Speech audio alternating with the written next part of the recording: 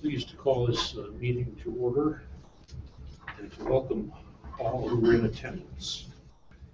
We are in the City Center Conference Room. Time is 1:11 on Tuesday, the 7th of October, 2014. The meeting is recorded and will be posted to the Provo City website. I invite Deputy Mayor Norman to begin the roll call. Corey Norman, Wayne Parker, Gary Winterton, Ed Aguirre, Dave Sewell, Kim Santiago, Aaron Garrett, Stephen Hales, Al Miller. Matt Taylor, Brian Jones. Louise Jurgensen. Dustin Graybow, a management analyst for the Energy Department of the city, has kindly decided to offer the opening prayer and thereafter to introduce himself briefly.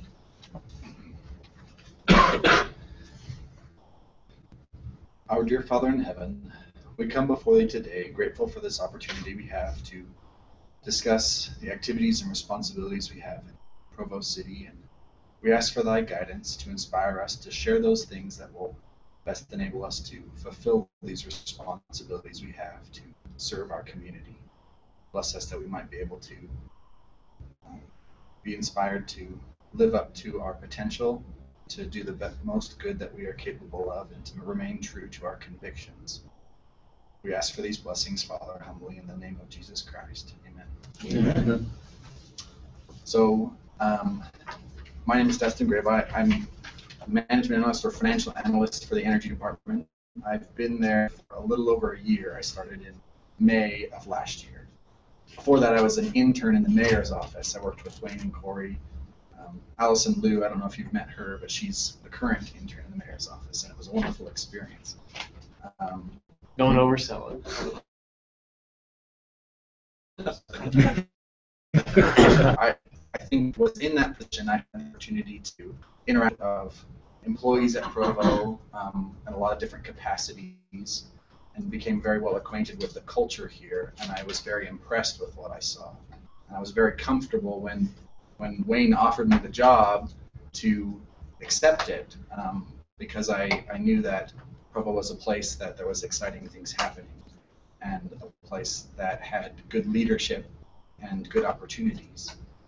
My current responsibilities include budget issues for the Energy Department, rate making. I do a lot of random tasks as well. I'm on the ERP committee and a marketing committee for our power agency, other projects as assigned. And I enjoy the variety of the responsibilities I'm given and the opportunity that I have to make a difference in the community. My education has been in, I have a master in public administration, and my intent has always been to serve in city government, specifically because I feel like it's close enough to the issues that we can be very productive and have a meaningful impact on our community, but that we're dealing with things of relative importance in the day-to-day lives of many people.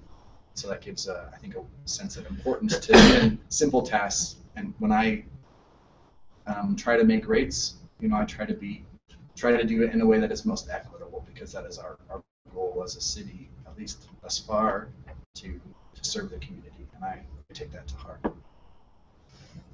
Very well. Are there any questions or comments? Ms. Santiago. What do you see as our greatest financial hurdle over the next, say, 5 years for the tower? I think government as a whole is in a good financial situation, but there's a lot of volatility in the power market. And I think the important thing for us to do now, is to be prudent in the good times as well as in the bad. And in order to prepare in ways that we think are most meaningful, like establishing policies on reserve requirements or expectations on how we might deal with some of this volatility. And I think that we're working on some things to try and do it in a way that doesn't expose our customers to undue risk, that we can be equitable, but also ensure the continued financial stability of the energy department. Because who knows what's going to happen with regulations or other efforts to reduce CO2 emissions that could significantly affect energy prices, that could find me coming to you guys quickly for rate adjustments, and that's something that we wouldn't want to be very painful, something that if we prepare for, it wouldn't have to be. And I think that's probably what's most important for us. And are we preparing for that? Yes, I mean, we're at the last energy board, we kind of talked about some specific things that we can do to hedge some of those risks. And I think probably in the next few weeks or months, you'll probably hear from us or the administration on what those specific things are. But we're intimately thinking about it and working on a regular basis.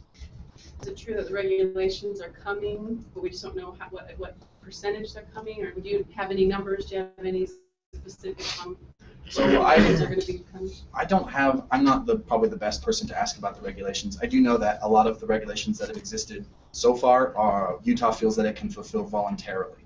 So I don't know that we will, at the moment, be required to do many things, but that may change.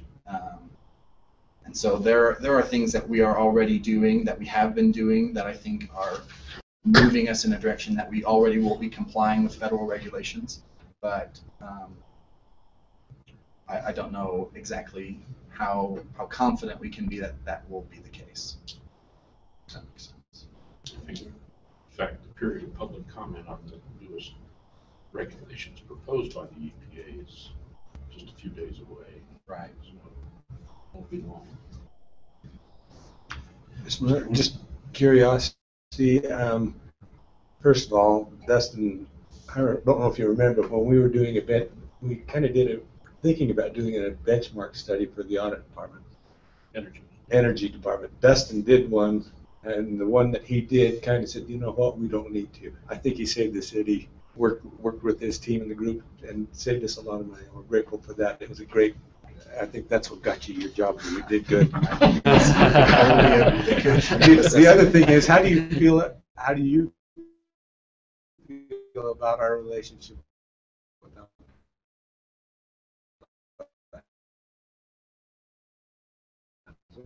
An official relationship, by and large, there's opportunities to re-examine maybe some minor details of our relationship, but I think as a whole, Provo has been well represented, and it might be now is probably the prime time to look at opportunities for us to reassess whether we need to better representation or a little more clarity in how some of the costs are associated. But I don't think that it's a large issue.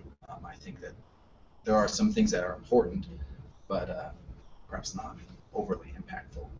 And if not, but there's other agencies, I guess, that we could associate with at some point. But absolutely, we have had a good relationship with them, haven't we? Yeah, and I think it has been positive, and I think we have confidence in their ability going forward. I think it just depends on some of those finer points of if they're not willing to negotiate with Provo on some of those issues like representation, then I think there might be opportunity for change, but I don't see that being very likely.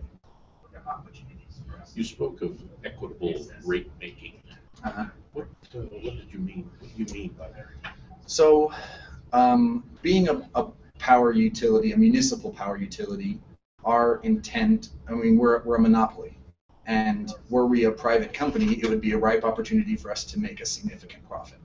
But the intention has always been that we are performing a public service, and whereas a private company may not be as concerned with an individual bill that a customer receives, as long as they're making their bottom line work, right? So that as long as they're making revenue, they don't care so much that how much one customer pays over another. That's not necessarily the case with Provo. Thus far, our intent has been to follow what's called a cost of service study. So the attempt is to examine how much it costs us to serve a customer and have their bill directly reflect that cost, so that those customers that are more expensive to us to serve should pay their way. And that intent is because if we don't do that, someone else is picking up the tab, right? That if someone is being unfairly benefited by our rate structure or the way that we have things organized, that means someone else is paying for it. And we would like to minimize those wherever possible, but it's a balance of how complex do you make the rates. I know as a rate maker, I would love to see 4 or 5 difficult for me to explain to the average rate consumer, but that may not be best from a transparency point of view, because if they can't understand the rates then. So there's a balance to be made, but our intent is to try to be equitable.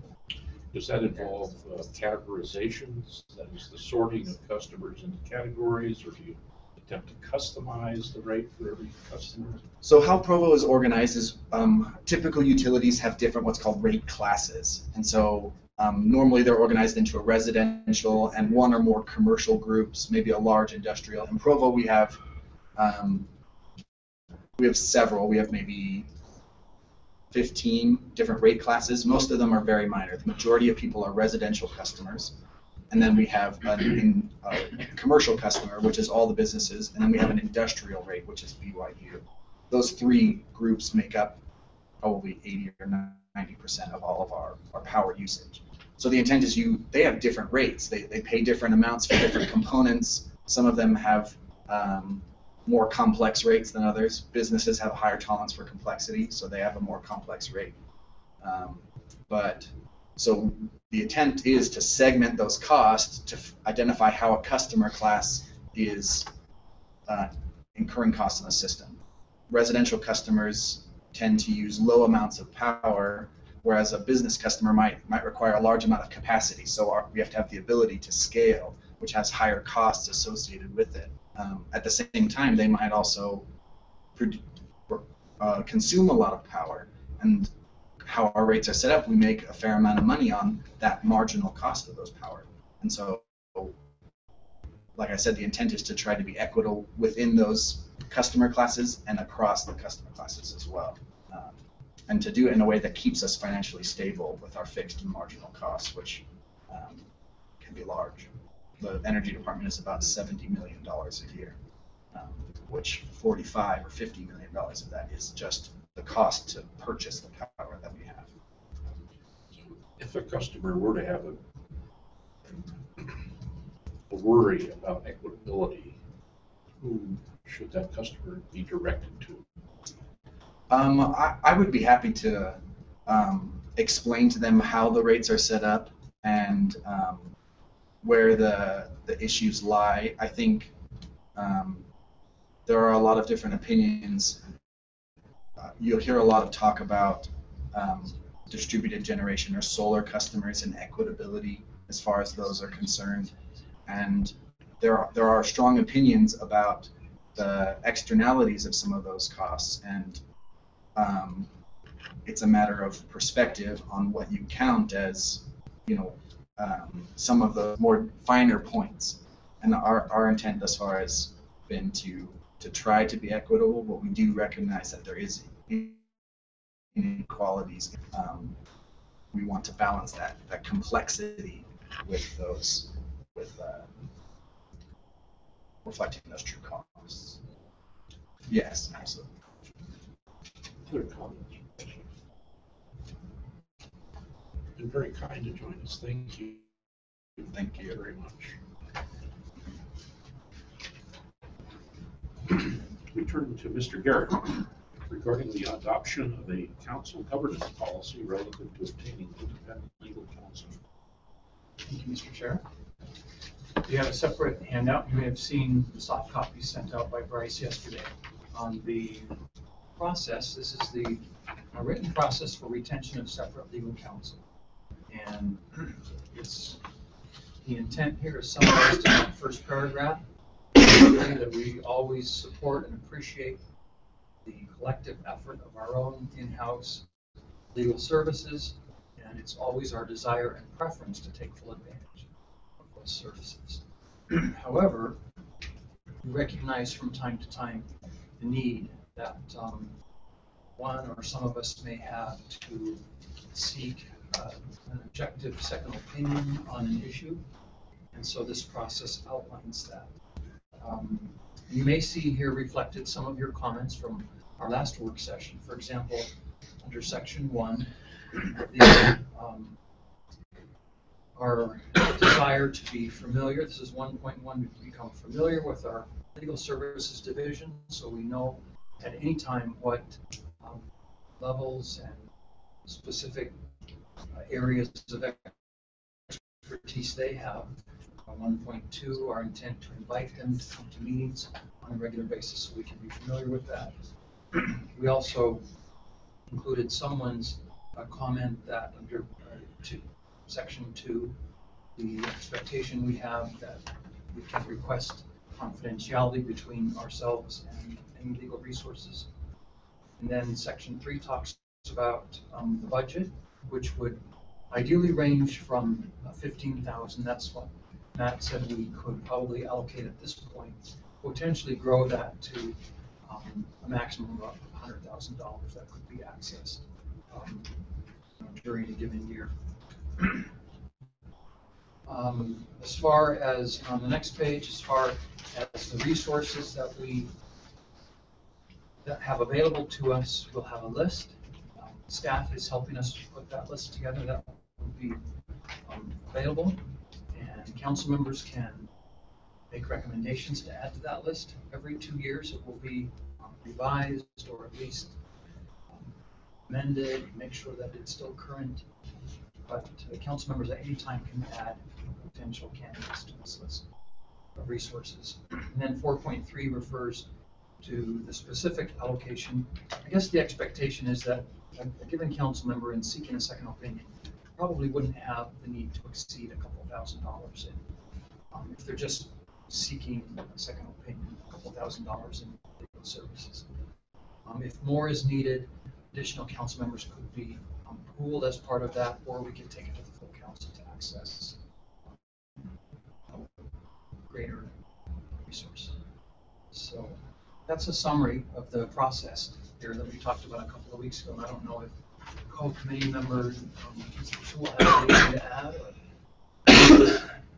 Well, I feel like you presented this very well. I feel like staff did a great job in capturing the intent of our discussions here, adding a few details that I think we didn't get time to cover and would make sense to me. I just appreciate everyone's input. Your Curtis was involved, helping us come up with this as well.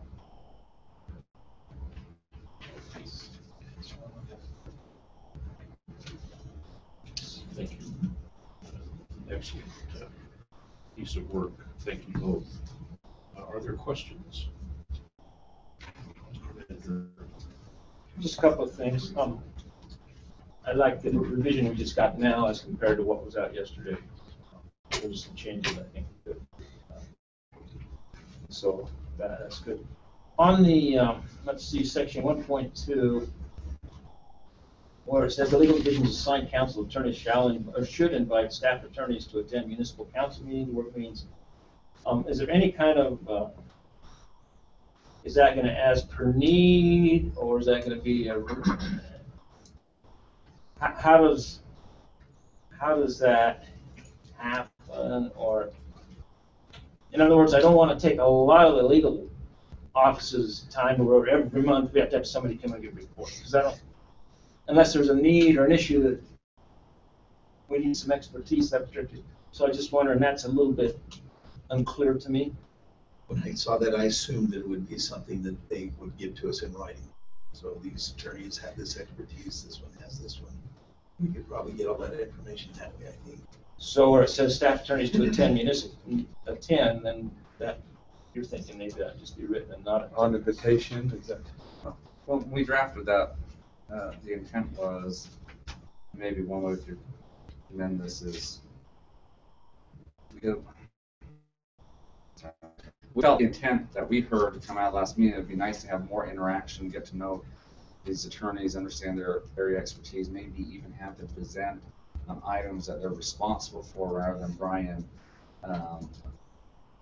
presenting on their behalf. Knowing that would be probably is a lot to expect, and probably more than you actually need.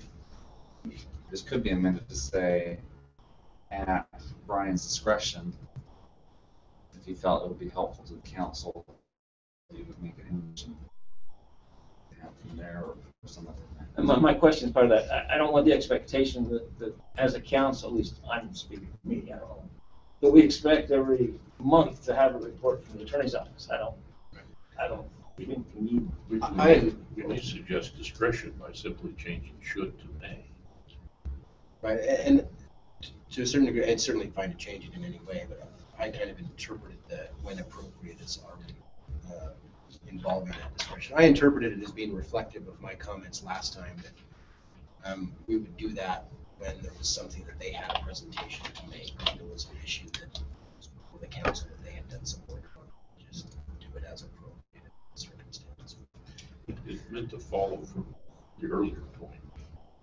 That is 1.2 was meant to sort of complement 1.1 and suggest ways in which, ways in which the council might further its appointments services provided in that office, so that division.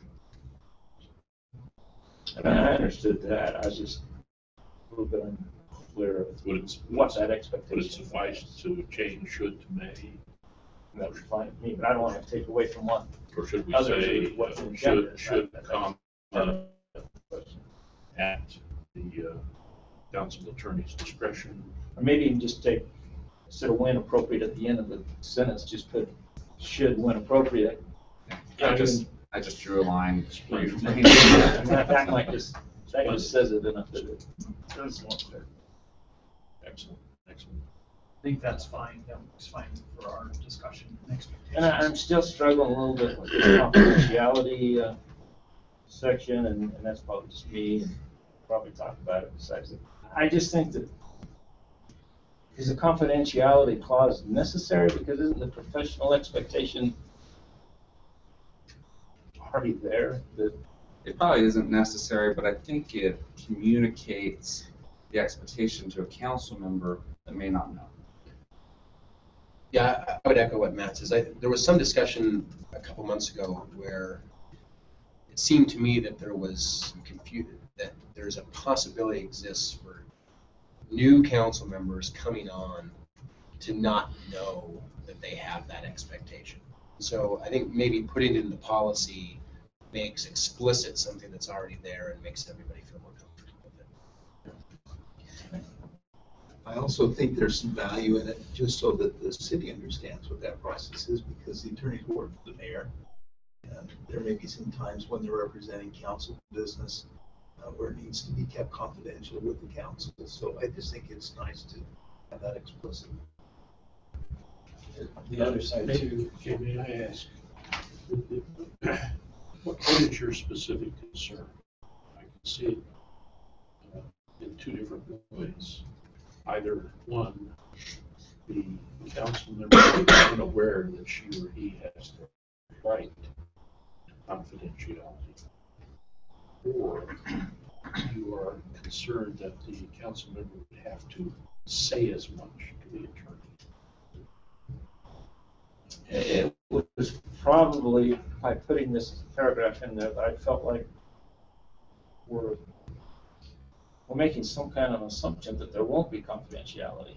Because the attorney office works for the mayor, that we then assume that there will be free-flowing exchange, and I don't think that assumption is right. Because of the attorney's confidentiality, I mean, whenever you deal with an attorney, it's... I think it's important to say that so I'm like, the legal services division also works for the mayor. That division also works for the council. And I think maybe would it be helpful if we just again, I think the purpose of this was articulate an expectation that the legal office understands, but maybe the common person doesn't understand or a council member doesn't understand. We could expand that to say, to clarify that principle, say under current ethical standards and rules, this is how it works. But if you need that additional assurance or confidence, you may specifically call out for that confidentiality. That helps. Another side of this is that as a new council member, there could be an expectation that anything we talk about with the council attorney is confidential, whereas the attorney may, a number of things we talk about might not see any reason that it should be kept confidential. So this is just also stating an expectation that there's something that should be confidential, make sure we can talk about. Is that your understanding? It is, and I think that's probably important because, you know, if you take paragraph 2 in context of paragraph 1 up above, which is relying upon the resources of the collective office, you know, it seems to me that there certainly could be a situation where if there's not open communication about what confidentiality is expected, that someone could come with a question and the council attorney could say, well, and I'm really not the expert on that, so let me go down the hall and ask the person that is, and the person down the hall is, you know, working on a project in tandem with the mayor's office on a related issue, and goes to meetings where they say, oh, yeah, the council's thinking about doing this, or at least they asked this question the other day, which I realize I raised all kinds of concerns, but in my guess is that in 90% of the cases, that's not actually a problem, right? And so it might not even occur to anybody that there was anything confidential about the question being asked, right? I mean, if someone comes down to me and says, if one of you comes down to me and says, I've got a neighbor that's filed a development application, and can you tell me what this zoning law means, right? Off the top of my head, I'm probably not going to assume that you don't want me to let anybody know that you've asked what that zoning law means, right? So I may very well walk down the hall and say to the person who's handling stuff for the zoning law, what's your interpretation of this? What do you think? How do you think the zoning department would interpret this? They might call the zoning department and say, what's your interpretation of this provision, right? And it certainly could get around if there's not a frank and open discussion about whether confidentiality applies and why it applies. That makes sense. So is it fair to say? I think this clause then is really to help the council members know that they can ask for that, more than assume that it's not going to be that. You know, my concern from the beginning was that there was no confidentiality. And I'm grateful that we work very cooperatively with the mayor. I've learned that. But you know, one of our first experiences with BRT, that was confrontational. The mayor had one goal, and someone on the council had a completely opposite goal. The mayor had even talked about some of his strategy to put pressure on some members of the council to get them to come around to the way that he was hoping. And so I know that I was talking to Brian on one email about how do we act in the face of this stuff by the mayor. You know, what is our opportunity? I don't even remember all of the detail, but it was an adversarial kind of thing. So when I've ever worked with attorneys before, we discuss our strategy and we know that they have their strategy. The next day I got an email from the mayor, and it had been copied. I think Brian had copied Robert West, his boss, which made sense. Robert had sent it immediately to the mayor, and then the mayor wrote an email to me, Stephen, I don't think you've gotten this right. You're not understanding exactly. I was just very surprised that it would go that direction. I thought that we were speaking strategy and that we had some ability to keep things in the council separate from the administration, and it was obvious that we didn't. So to me, this confidentiality is a good thing. It helps new council members understand. In other words, I think it helps the attorney's office understand that there is a little bit of a division between administration and council work in some cases. And 9 times out of 10, I don't think it will even be an issue. And hopefully we never have anything like that again. But I'm grateful for that clarity. So this would seem to say that if the member of the council expects confidentiality, he or she should say as much to the attorney. Otherwise, the attorney is left sort of having to ask in every case, is this to be confidential? software. So we should be the ones to proactively say, I expect you to treat this with confidence. Other questions? Sorry. Anyway, the cap of $100,000, how was that created? I have the same question. I think that was just a filler number. Probably should have just left a underscore. But the idea was there that we have this one provision that says you'll continually ramp up or roll over every provision or every year's surplus into the next year. I just thought at some point you might want to cap that out. Sorry to bring that as a specific discussion topic, got away from it, but 100,000 was just a cap limit. It could be 150, it could be 80. I don't know how. It could be nothing. I It could was be thinking unlimited. it was a little high, I that think we it's- shouldn't have that much I think it's a red flag. money just in an account that, oh, we got 100,000, let's figure out how to use it. You know, I think it's better to have it maybe quite small. If we need more money, we have a vote, we budget more money, we get more money in it. I'd rather have it not sufficient for every need, so that when we have a need larger, that we do an action by the council rather than having a large pool that. Well, any So- use of that pool would still require council action for this policy, in my mind. So the money would be there, but rather than having to do a special appropriation, because one of the concerns is expediency. Can we get to, our independent council to work right away? And if you have to go through 2 weeks to get an appropriation ready, because there's public notice and other things, that may not be timely depending on the issue you're at. So the idea of having a pool is there, but it wouldn't be able to be used until the majority said, let's use that money. Now, what is your budget for professional services and consulting, your line item allocation? Off the top of my head, I think we're between 25 to 35,000, So but this is fine. I also have a contingency budget of about 13,000. And that professional services was earmarked for benchmarking for this fiscal year. However, I don't think it includes doing either benchmarking or saving it for professional studies or legal services. But we do have some money that it could be used in either way. Working for this year analysis and legal need came up, then yeah, you probably need to do a special appropriation for that purpose.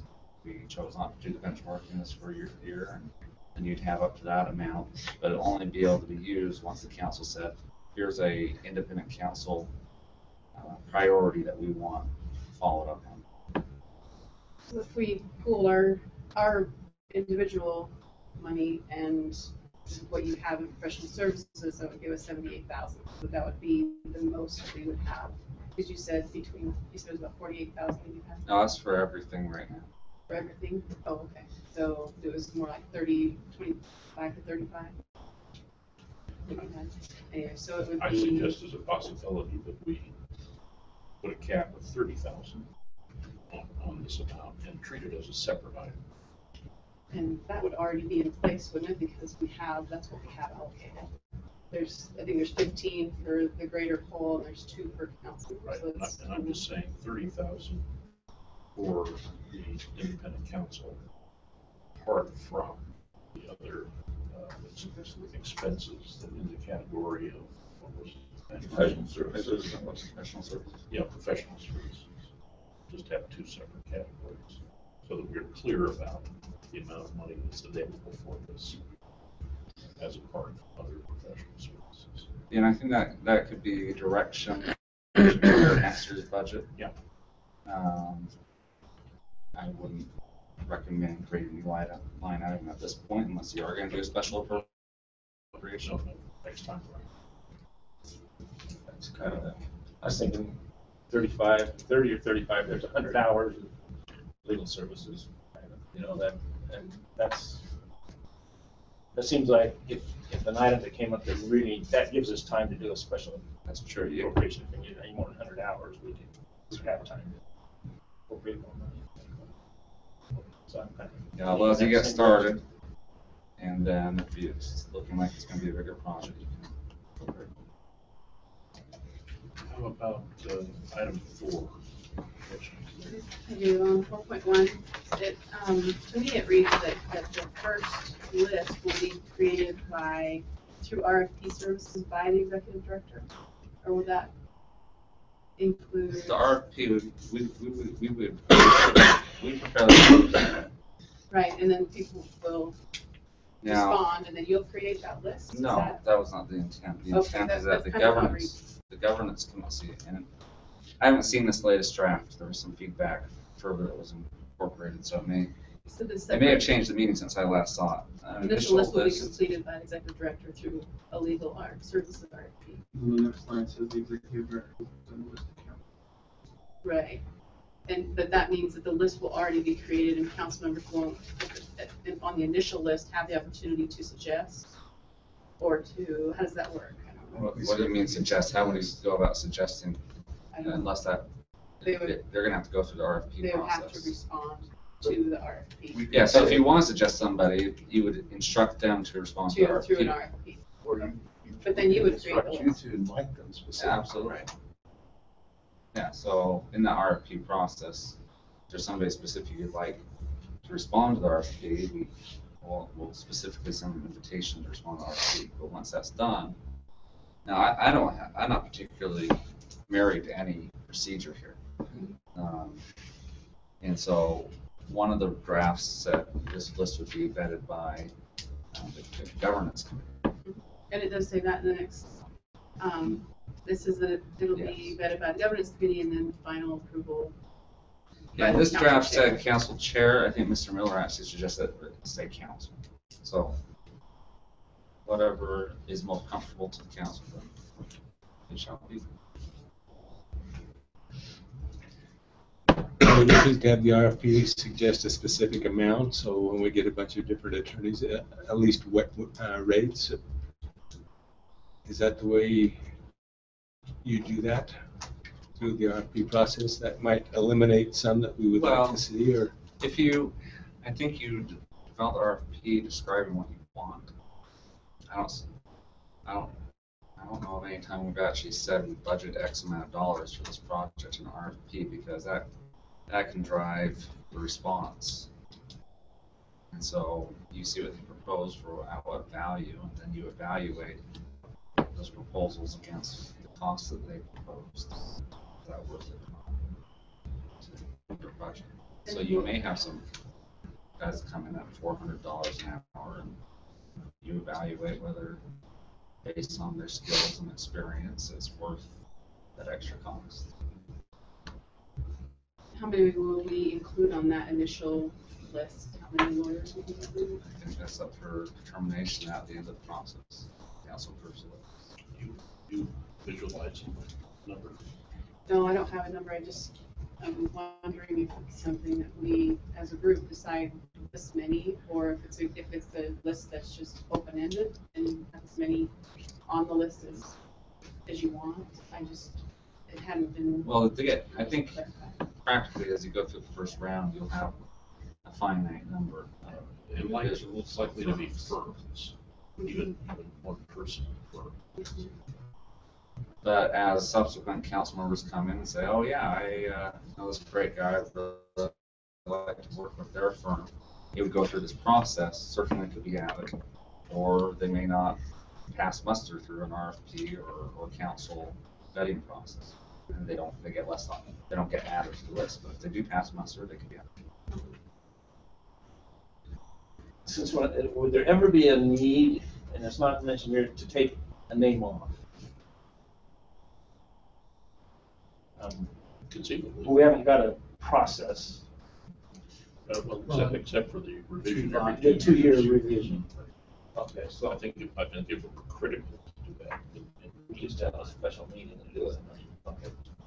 Okay. I too agree with Chair Miller about having the council vote on or decide who will be on the list, and then vote to take off the list rather than having it just submitted to whoever the chair might be.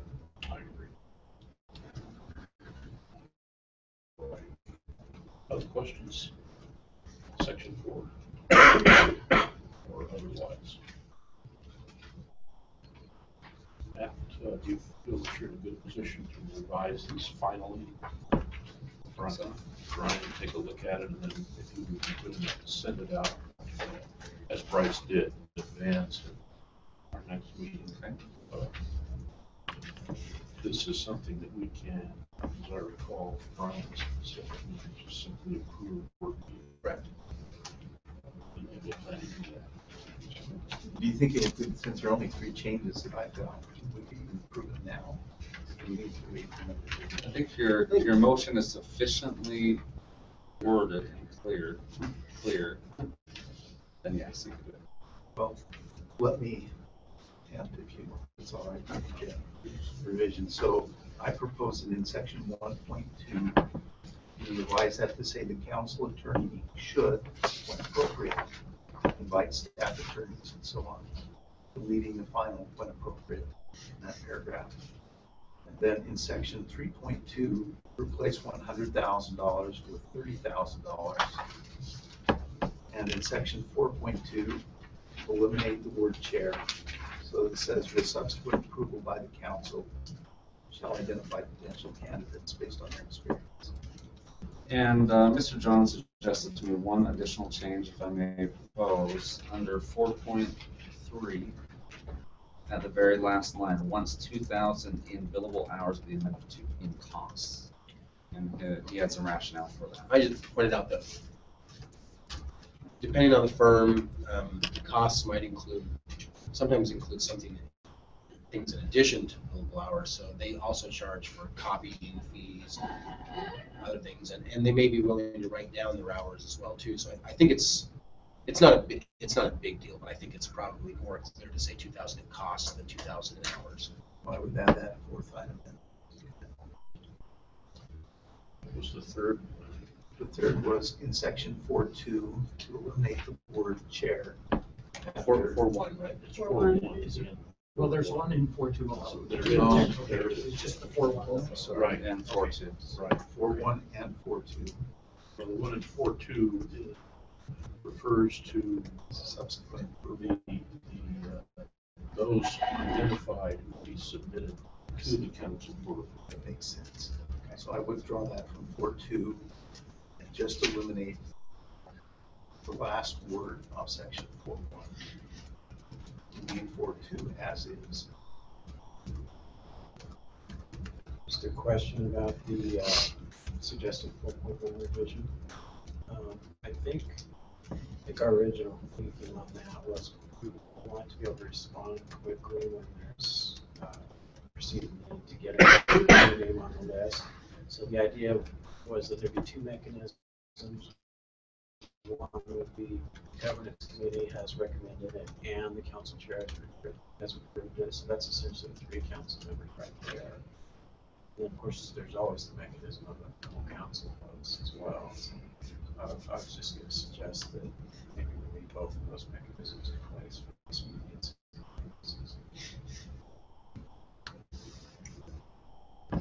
So again, Mr. Chair, how do you feel about that? Do you prefer that it was vetted by the entire council?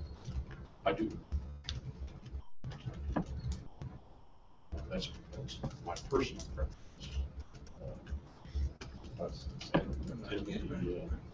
Not that I don't appreciate the issue of expediency, but my sense is that it would be a rare item indeed that required such expediency.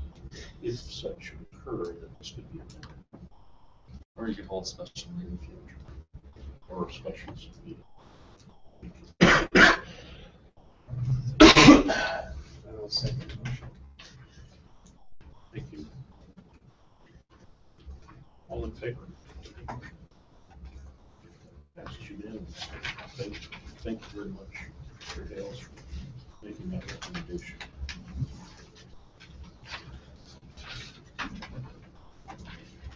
We now turn to a discussion of the city appointed and related boards and commissions.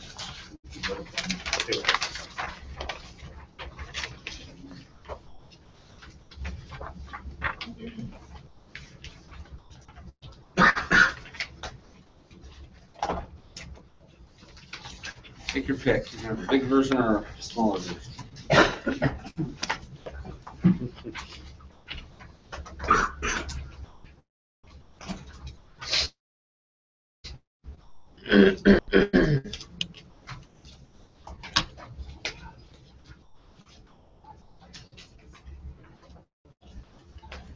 Thank you, members of the council. Mr. Winterton approached me about the subject some months ago, and in an effort to try and move this along, we approached the council, the leadership, about placing this on the agenda some time ago, but had then bumped it again and again. So, trying to be responsive to Mr. Winterton's question here and here. And I think the purpose of this discussion was prompted by some previous public comment earlier in the year about the creation of council committees and boards. And Mr.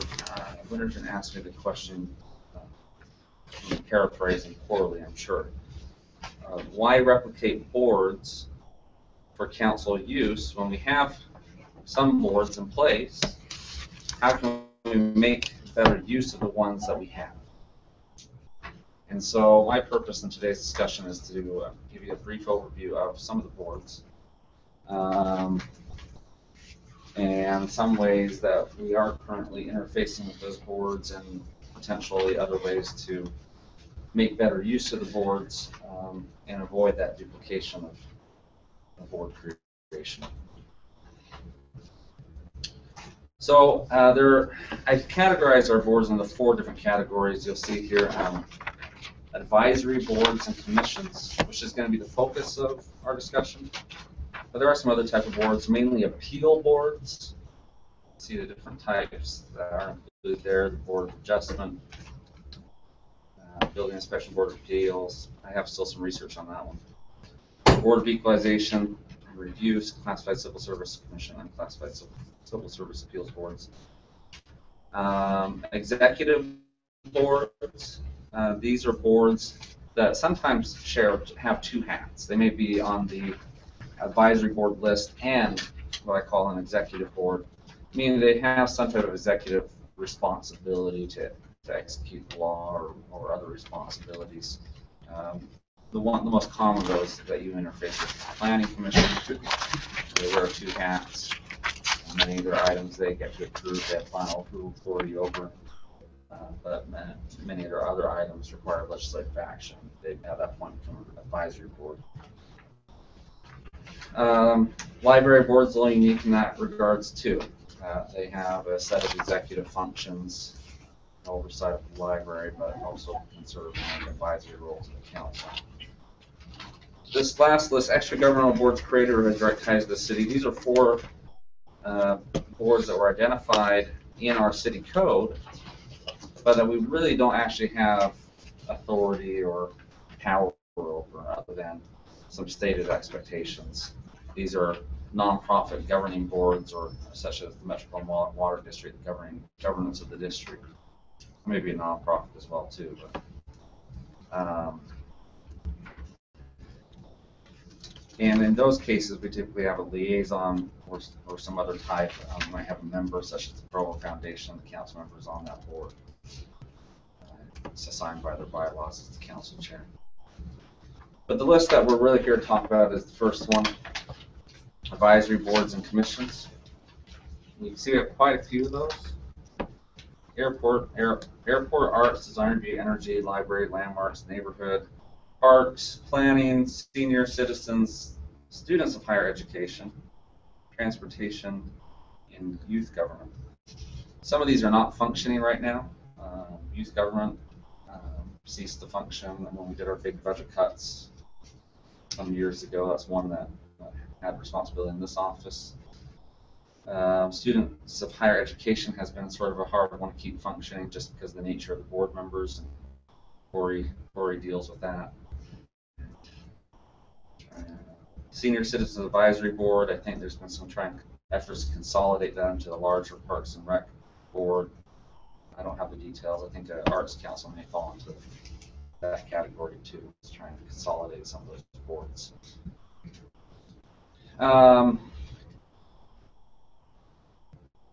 Why advisory boards and commissions? I think one of the major reasons for that is to serve in this advisory role to the council. And that's clearly articulated in city code for most of these boards. You can say in board nature, it will say advisory. And there's usually language in the code establishing that mission for the board, the advisory. And usually more to just the, and in a few instances just the mayor, but usually to the mayor, the council, and sometimes other individuals as well, entities. Did you say what the acronym A and CC?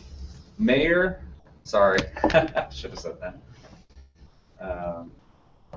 Advice and consent of the council. Yes. Advice and consent of the council.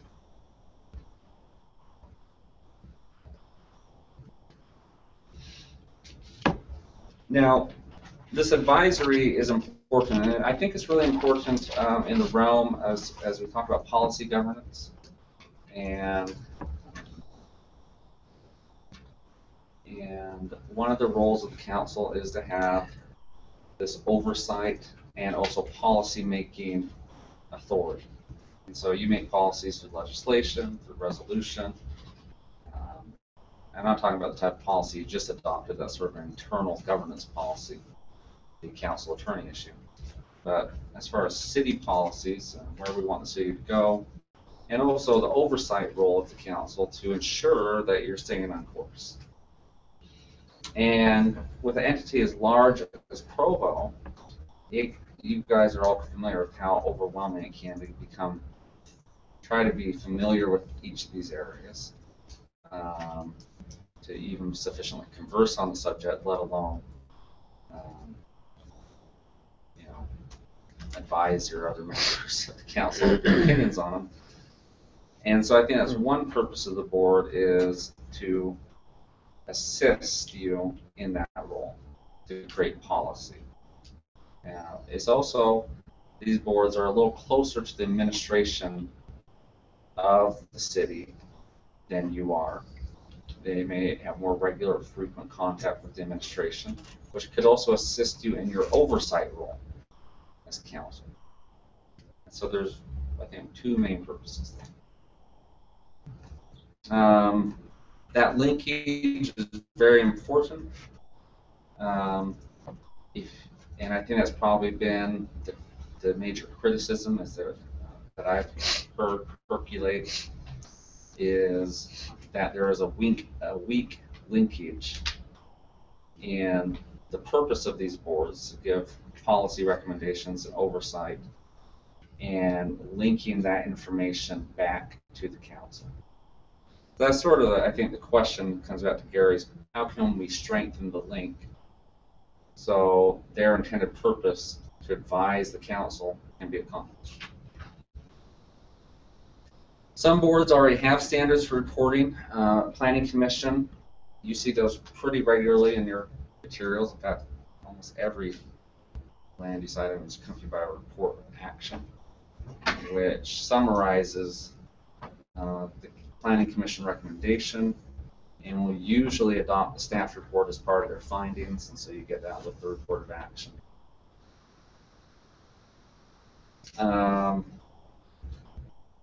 Required by all boards, whether that's actually happening in practice, I don't know. But minutes are required by our city statute and probably state statute as well. Let's check on that one. We've rarely obtained or received the minutes. And that's something we can follow up on what's happening there. Are minutes being taken? How can we ensure that the council members receive a copy of those minutes? Now, the positive of a written record for that linkage between council and committee is that the written record is available to everyone at any time. As I mentioned, also, it may be required by statute. The negative of that type of linkage, though, is that's more for you to read. So there's trade-offs to all these. Planning Commission, the Neighborhood Advisory Board is supposed to take minutes. That's a practice we've ceased, and not intentionally, but we'll examine that as I reviewed our policies. That okay, maybe we need to start that practice up again. But they haven't been meeting that frequently anyway. So negatives, I said more to read, and the detail of those minutes is always a staff resource allocation issue. So if they are going to be a truly valuable document, then I would recommend whoever's doing those put more time into them. If you're truly not going to read them, then I'd probably keep the minutes the minimum statutory requirement.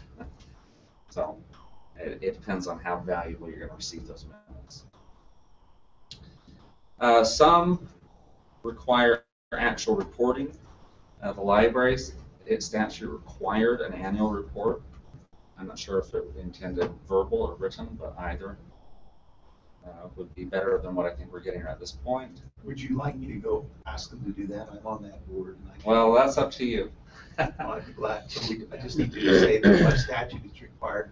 An annual report, is that at the end of the year or fiscal It's not year? defined, and so I think it'd be up to the discretion of the board or the director and say when we'd like to do this, when it makes the most sense. It might just be a compilation of their minutes.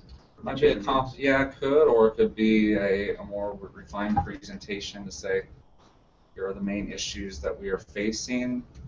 I think the most helpful approach would be a more tailored approach to the council, saying, here are some highlights and things we're really proud of.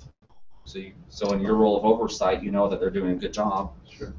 But here are also the major policy issues we're facing as a library council. Here are some recommendations. Are you thinking a live presentation or a written report? Well, Or can they choose? by both, it'd be most efficient, but They are very brief. They meet every other month now for less than an hour a meeting, and it's mostly which authors are coming, Sure. which kids programs are happening. well, and I think that becomes incumbent upon the board members to ensure that the major policy issues are being brought up and being placed on the agenda. Board members hardly say a word. They come and they listen to the presentation and they go, Oh, my wife always says, and I've said this a dozen times, you teach people how to treat you. And if you've been taught that's how you're supposed to act as a board member, that's how you're going to respond. And I'm here to say that doesn't have to be the case. As your role of a board member, especially a library board, well, any board, but especially a library board, where you have specific statutory duties, you need to be familiar with those duties. You need to be asking the director of the library to respond to helping you understand them and to be discussing about the policy issues. And so it's always convenient not to prepare agendas to get into those things because that creates more work. But that's the purpose of the board, is to not necessarily hear updates, but to discuss issues of substance. I'll make sure that they understand that they need to give both a written and a presentation. Sure. In the past, I recall that we've had a report from the libraries. It's just been during the budget process when we had those. Is that where? And they It's may been they may it interpret hasn't that been the as board, it's been Oh, the that's true. administration. it's been the budget, it's been the finance department. Although They I differ can't much. recall in here which department heads. Department heads, Presentations as part of budget. But I think it's good to make a distinction between an informal, I'm just here talking to you, and actual report for the year. Can you cite the other boards or committees for which That's the only one that's annual reports? That's the only one that's required. There are a few examples of where we do this. The mayor's ad hoc sustainability committee has been requested to come on a quarterly basis and interface with you verbally. And then the justice court, although they're not a board, it's just another practice, just for illustration purposes. They come and give an annual report, And so I just throw those out examples of, so you can say, okay, do I like that type of linkage more than this type of linkage? That's why I'm giving these different examples, because there's different ways that the linkage can occur, and which is going to be most valid. That's the end question of all of these. which are going to be the most valuable and helpful to you as a council. Downtown Provo Inc. does a quarterly report, even though they're not. That's another good example. This is mentioned sustainability. That's not on the list because it's not an officially adopted board. It's the mayor. There is a provision in city code that the mayor can establish his own ad hoc committees. He has quite a list of them. None of those are on here because they don't report to you. They're mayor committees. So that would be that's an exception, and as is the justice court. Yeah, and see, and the justice court isn't really a committee. It's just an idea. I wanted to share that as an example of how do you as a council want these linkages to be built? Is it by written minutes? Is it by more formal presentations? Another one that we don't do too frequently, but a good example is the school board. Even though you're not over them, you have direct one-on-one meetings with those boards. That's another way that you can link between council and board, is to have a regular standing meeting. Another one that we do frequently is an official or unofficial liaison. Most of you have been appointed or assigned in some type of role. Library, Stephen already brought up. Many of them he's an actual board member. Most of them are just a liaison, a true liaison, where you're there, you're present. You may or may not participate in the dialogue, but you're typically not a voting member or anything. And there's benefits to that, in the sense that each of you sort of are inserted into that. And that's been our traditional way to really link boards and the council. And you can get quite a bit of depth of information, as you know, especially in the energy board. Gary is one where they get really into the details about energy issues. But there are some cons to the liaison approach too, that people miss meetings, and so if you miss the meeting, how do you get information? Are the minutes sufficient to fill that void? And then reporting back, and I think this is actually the greatest trade-off to the liaison system for linking, is reporting back is time-consuming. It infrequently happens, and maybe that's just because we've never stated the expectation for it or established that expectation. It's also possibly selective because of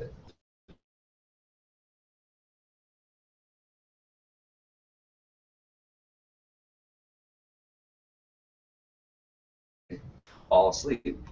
That'd be my fault. But We just thought you were praying. or it's just a matter of interest and importance, and so I think that's just one of the weaknesses with the liaison system, is one, we're not even reporting back what you know. That takes a lot of time to do, and three, you may not still be getting the full scope of issues that were presented.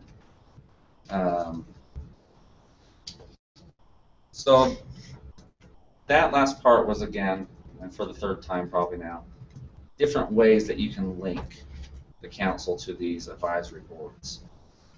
I think what would be helpful is for the council to take some time to discuss what would be the best mechanism to strengthen the relationship between these boards and the council. What would be most valuable for you and how you consume that information, and also keeping a balance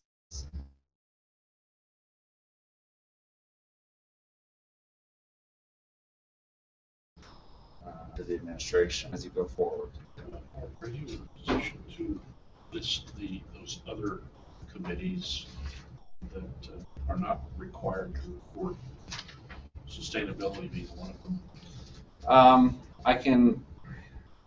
Sustainability is one. Many of these committees are ones that the mayor has established to help him execute his job.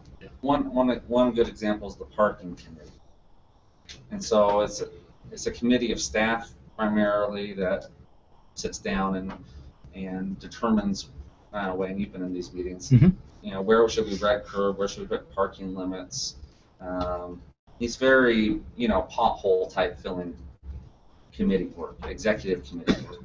I don't know, Wayne, do you have any examples, other examples?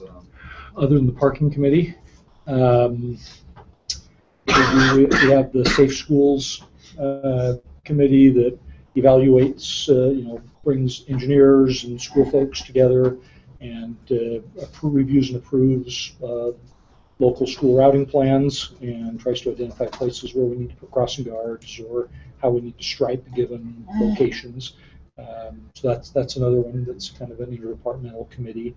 But again, they're really all about, how do we allocate our human resources and our other resources to help through the executive process, administrative process. Try and get a bigger list just so you can have that scope of what mayors.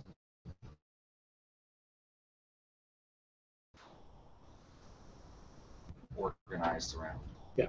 Most of those are just disbanded after the project's completed. Yeah, a lot. Some are at understanding. I mean, we have, for example, the Economic Development Coordinating Committee that we talked to you about a couple of years ago that we established when the strike force went away, that again allows us to get all the players in economic development together twice a month and coordinate efforts. And we have a whole range of those kinds of groups throughout the city that are just multidisciplinary. I think the interest is in the standing committees. Right. Right here's a short list. I mean, section 2.10070 Provo City Code. Various boards, committees, and commissions established under Provo City Code or otherwise by ordinance.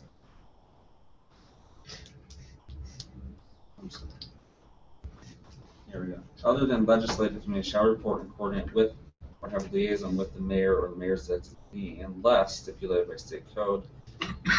These include Civil Service Commission, Board of Adjustment, Planning Commission, TMAC, Transportation Mobility Advisory Committee, Airport Board, Power Board, Parks Rec Board, Senior.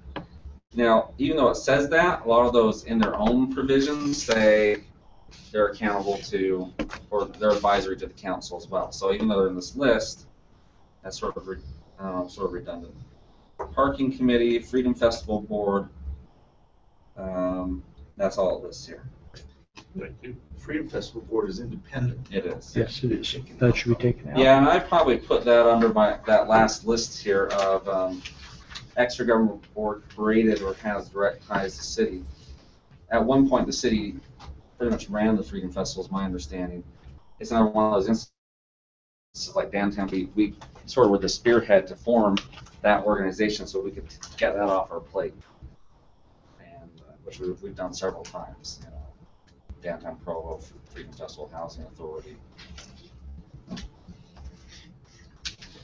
A few things you might want to consider as you discuss this, as far as actions that you could proceed. You may want to consider adopting a council policy statement that clarifies the expectations for boards, expectations and how they interface, or how you have that linkage with that board. And then request the mayor implement those expectations. Request that the minutes be taken by statute if they're not currently being done so.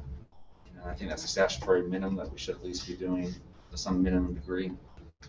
It may be happening, but if it's not, we should get that going. And ask that those are distributed to the council office, and we'll get those to you. Potentially require an annual verbal report from the chair of each board or committee, or request such for more council items to these existing committees for their formal legislative policy recommendations. So I think that's probably one of the best ways, especially on a board that doesn't know what questions to bring up. If the council said, oh yeah, we do have a Parks and Rec board, be more proactive about saying, we'd like to refer this matter to that board for their consideration. And delegate it there for input, have that come back to you. Explore where gaps are in the body of feedback the council desires. What I mean by that is there something specific, type of feedback that you would like? Let's identify that and work around that. And then probably, even though the liaison system is probably ineffective for conveying information back to the group, it's still, I think, valuable for council members with specific interests for council members to get much more informed on an issue, which is valuable because if something does come up, they can bring that information into the discussion. Let me introduce our excellent presentation. Thank you. Let me introduce our conversation by asking a question. We have, it is my understanding, we have a liaison to the airport board. Yep. And we have a liaison to the energy board. To the library board. To the parks and recreation board. That was my question. I didn't see that.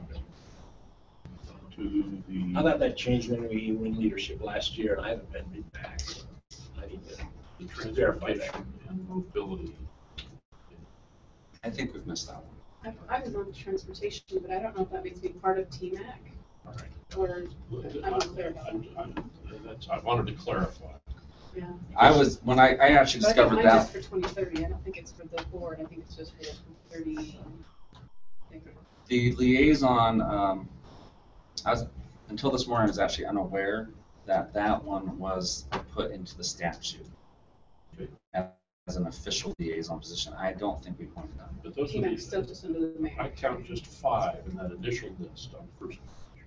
I count just 5 where a council liaison would be sensible. And I wonder about this possibility.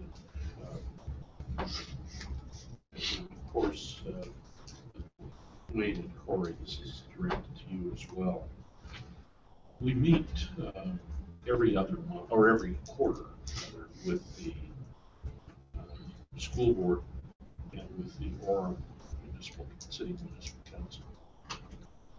What would you think of scheduling sit-down, face-to-face meetings with these 5 committees and boards on an annual basis?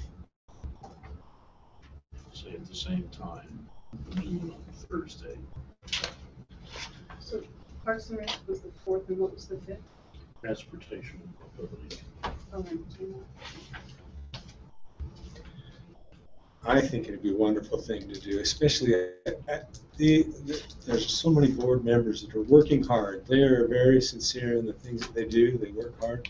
Also give us a chance to thank them. But I look at what's happening in the energy department right now. They're having major discussions about a new campus. And it'll have implications on our budgets down the road. And I think that we at least need to give them an opportunity to report about 3 or 4 things on a regular basis that they see are important to them and how they will affect some of the other things that we have in mind. We talk about Parks and Rec and the things that they want to do for their capital improvements. Well, we've got capital improvements in other areas too. At least we have an idea of what everybody's thinking. I think it's a great thing. One other thing that I think that I'm concerned about is I appreciate the administration and the effort they put forth to staff those boards. They're critical, I think, to the administration and for input, for citizen input. And I'm concerned that at least my responsibility as a council member that I have not been given enough support to helping people that I think would be good on that board to get on a board to give help to the community. And I think that's something that we as a council need to look at a little bit harder and say, who would be good to serve on these boards so that we get they're working hard. The administration works hard, but they become their appointees. Annual invitation. Yes, we do get the annual invitation, and I just need to take it more seriously. More than once. Yes. To do just that. I appreciate 2 emails that I got from the mayor on, for example, the Landmarks Commission, where he's asked who I would recommend. And I've sent some names. I know he considered those along with others that he gets. So I'm sure that he's more than anxious to get recommendations. I agree. At any time. And I just think we need to be diligent in doing that. I must tell you that I have sent some recommendations to him that he has quickly notified me are not under consideration. And I understand that. And I've been. He's very responsive. been there, yeah. I do have a question. So on the transportation mobility, I don't know that they're meeting now, are they? Mhm. Oh, they are meeting regularly? and They're they're meeting still monthly. working on things? Oh, okay. Okay. So that was Yeah, when the code was adopted for that, it specifically put in language about an assigned council liaison, but for some reason I missed that and we never followed up on it. Well, unless there is strong. Question. Well, we have, like, some of these are departments, take the energy or the Parks and Recreation, so we get a report quite regularly. So how would a report from the board differ? How? I think it's not so much a report from the council, it's an opportunity to sit down and talk about mutual interests and concerns that the council might have. Just as when we meet with the Orca Council, we hear about their sort of current doings and projected projects and that sort of thing. But at the same time, we have the chance to interact about mutual concerns. And it's been the same with the school. I see it as more an opportunity for acquaintance and building a sense of connection than a formal report. Such. That could be had otherwise. And we were up at a Rock Canyon neighborhood meeting, and they had a member of the board go explain some of the water rate issues and some of those things that were going forward. And power, they had him actually,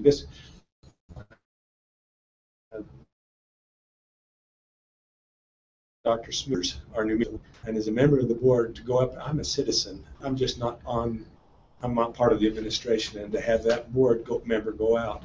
And I think we can get a different feel also from citizens rather than just administration when they come and report to the council.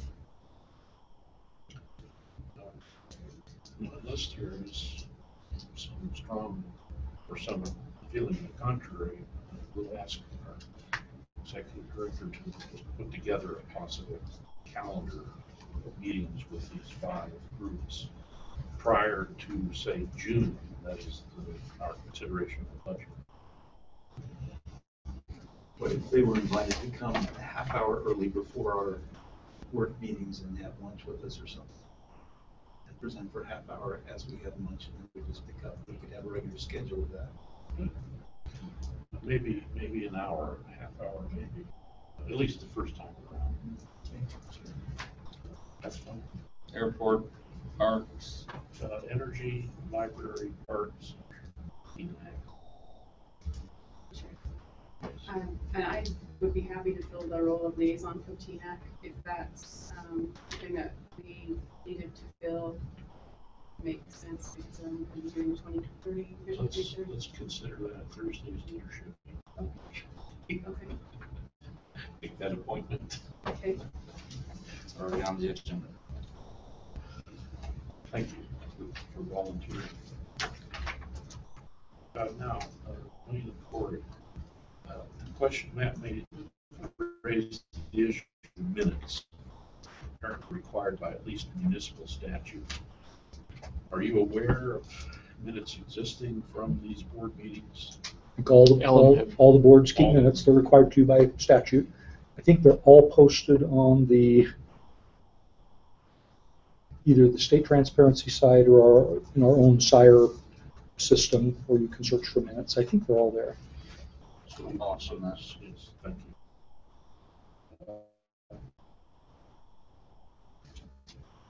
Matt also mentioned a council policy statement regarding the interface, the council's interface with these boards and commissions. Shall we ask them to put together a draft of such a statement that would talk about our expectations with respect to notification, what they're doing, interaction, otherwise, including the liaison, the appointment of liaison?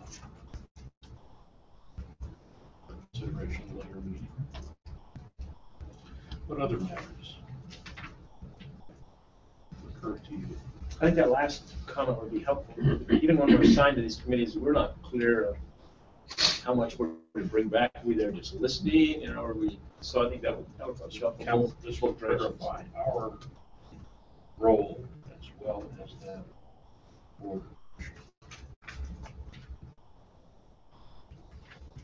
I wondered if it might be wise to also have the Landmarks Commission come in. I think there's some perception that they're supposed to be doing something, and yet they feel like maybe the city has put the brakes on them doing that. And so my sense is there's some confusion about what they're.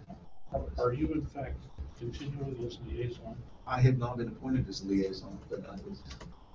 That committee typically has never had a liaison. Because, and I think there's a reason for that. One, many of their duties are executive. When they do weigh in on a policy issue, they follow similar suit to the Planning Commission and generate a report of action that's sent to the council. I don't know if that's to say you couldn't have a liaison, but again. In view of Mr. Hale's concerns, intimately acquainted as he is with that commission work, let's add them to our list. That's heard of him. Thank you. Term after that person getting the advisability of further use. Anything more? Thank you. Matt, we'll turn to you. It's more for council priorities and goals.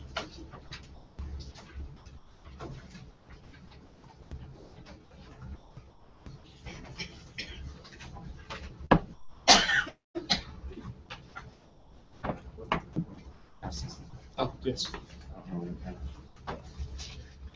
Thank you.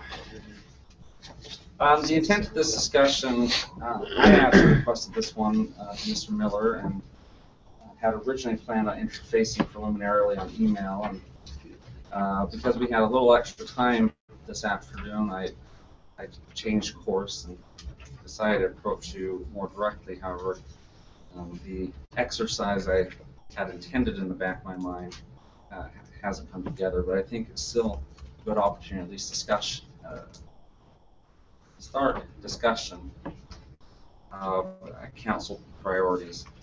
Let me just grab this real quick.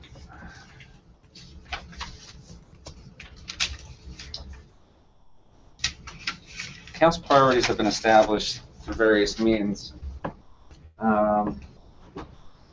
through intent statements. For the most recent list of priorities came on scene when the council members Miller, Garrett, Van Buren, and Winterton came on and established a 100-day plan. Right, it was pretty. I don't fire that. Well, I can't remember the details. It was, I think so. Probably 6 months after you took office. Yeah. I'm confused because I think even the previous council had a 100-day plan. I pulled that out just out of interest, and I think this represents the power of putting something on paper. This is also a follow-up to our retreat discussion, where we talked about the power game focus and the ability, if we can focus on a handful of items, maybe much more successful at the end of the year than if we have too many things that we're trying to juggle at once and keep direction going where we want to go. This list is probably too much, but it still surprises me how much of it we actually got done. Discuss funding capital needs and upcoming road funding mechanism. I have a TUF. Study how the council may expedite assist the development review process. I didn't make much progress in partnering with the administration on that, but downtown assessment area discussion resulted in Downtown Provo Inc. Electronic signage and billboard ordinance. Completed that. Council communications, we're fully underway with that. Strategic plan, for the council, evolved into the policy governance discussions and model that we've been trying to apply. Evaluation of front runner rival TOD, didn't make much progress there, but it's still on the radar with newest issues around subsidized housing. Study and adopt Parks and Rec Master Plan, funding needs for Park and Rec Master Plan, ethics conflict of interest, which is currently being still worked on, but we've made some progress and additional progress with the governance committee. RDL fees and good landlord has recently resurfaced. Neighborhood program improvement, that's underway today. Neighborhood master plans, those are continuing. Bicycle master plan funding, I think a portion of our monies will be reallocated to that through the TUF, especially as new improvements come on. Rat tax. And I share that just say, because sometimes you get this criticism, the council doesn't have any of their own priorities and you never get anything done. And I think there's some proof here that you get some things done that were generated out of this group. So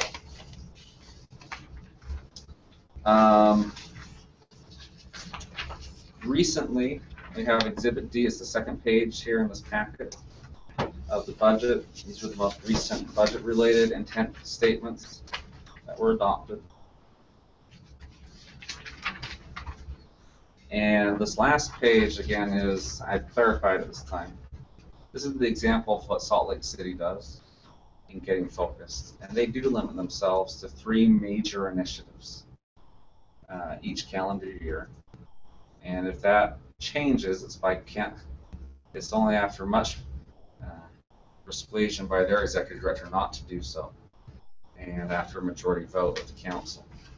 And again, I think Cindy Gus-Jensen has learned the value of staying focused to get some priorities done.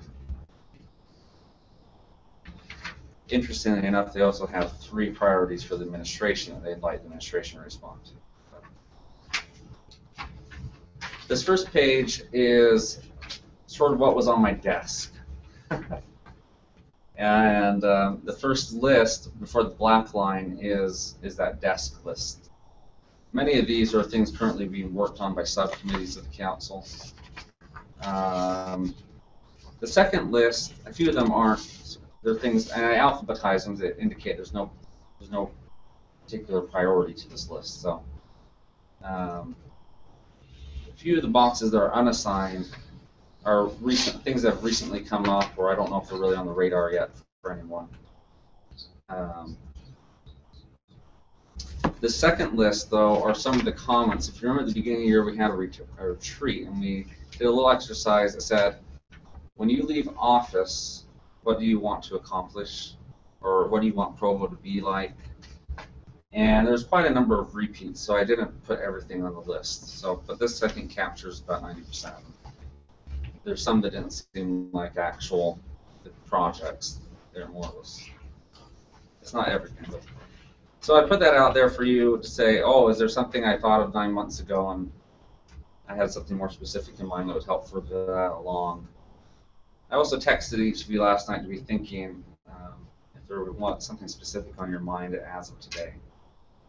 So my intent now is, again, I've sort of thrown a lot at you. And I don't think I'm asking for any decisions today.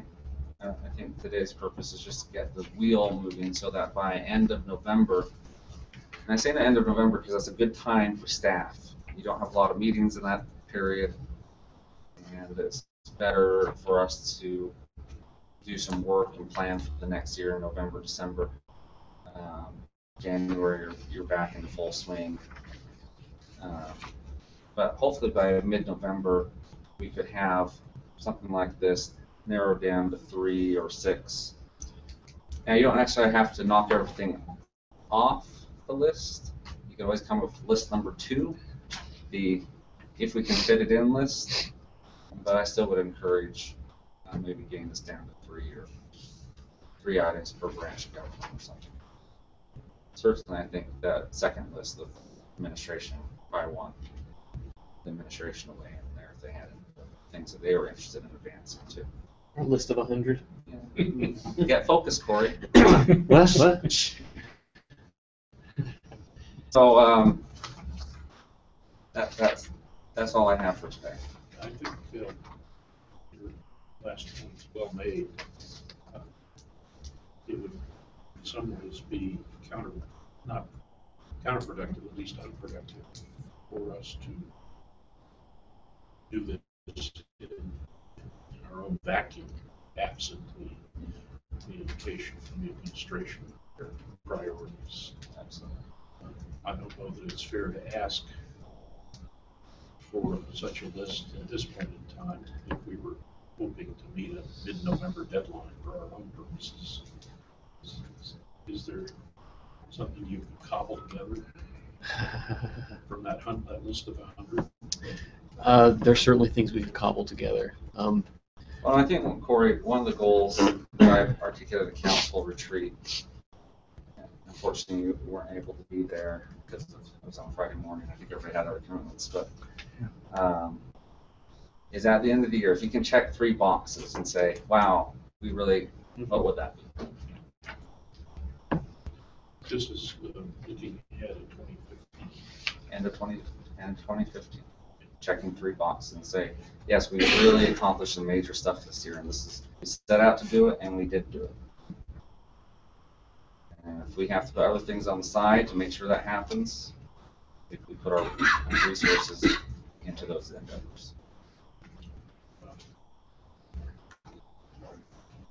Let me issue an open invitation to all members of the council to weigh in on any of these items or others in terms of your own priorities, what you heard, be it. We will then receive from the administration their comparable list, and at a leadership meeting, the next one after this week's leadership meeting, we as a threesome with the council staff will update this list based on what we've received in the meantime and present this to you at our first work meeting in November for some final conversation. Comments there, questions?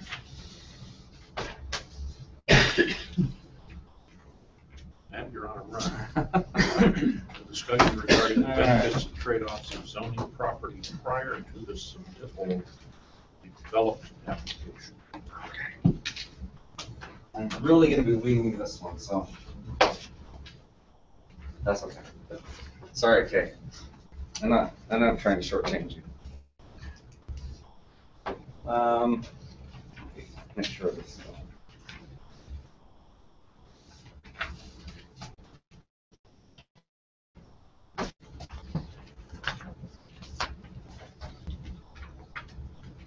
Get a quicker.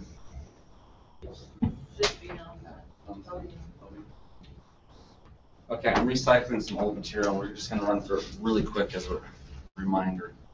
Yeah, that's right. It sort of relates. A couple months ago, we met with the Planning Commission, talked about development agreements.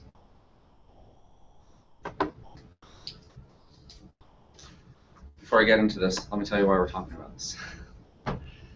This is at Mr. Van Buren's request that we talk about the issue of pre-zoning and the trade-offs and consequences, pros and cons to zoning a property for its intended use before you have a development application. And a little recap on some history may be helpful. I'm not going to get into the theory of zoning. But in the 60s and 70s, Provo City, if you recall this discussion, did a massive upzoning. And we won't get into all the historical reasons why that probably happened. Needless to say, it did. It allowed for some interesting development to occur that the neighborhoods were not completely pleased about.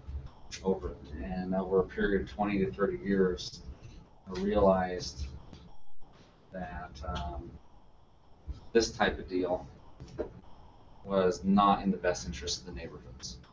Okay, and so most of the higher density zoning was massively rezoned. Well, it shows resulted in, it's not a very good picture, but single family home, single family home. Here's another one, single family home, lots of parking, single family home. That's the one that was on the map, the overhead. Yeah, single family homes. This is across the street from here is probably one of the best looking streets in, oh no, this isn't the one. Sorry. I think a different neighborhood. Okay, lots of good examples. You can see just from this map, taken from the Joaquin Master Plan, all these browns are infills, and some of the, and this is the Joaquin neighborhood, or sorry, Franklin. And this relates to what Kate wanted me to talk about, because this set a precedent for saying, you know what, pre-zoning things can lead to bad results. Matt, will you give me the definition of infill, just so I'm... Infill is, in this case, is the taking of a property and filling it with something else. Okay, so when I say infill, is these were all single-family homes at one point, and they infilled in between these properties with one of these. Were they all zoned as single family properties initially? Initially, yes. So In fact, most of these properties existed prior to the advent of zoning. Okay. And so the infill would have required a change in the zoning. Yeah, that's why I put these first slides back from the 60s, is we had a massive change in philosophy to zoning, allowed these type of infill things to come. They were permitted, and then over the course of more legible, most of these areas in here were single family type development, even prior to the advent of zoning. Our initial zoning codes pretty much reflected the 1928 through 1950 zoning codes, pretty much reflected a single family type zoning approach. But in the 60s, this radical change to philosophy and zoning, and that we're going to redevelop all these, what they thought were, I don't know, older neighborhoods, decaying neighborhoods. We're going to upzone to this very modernist perspective, and towers in the park, and it didn't quite turn out the way that I think they probably envisioned it.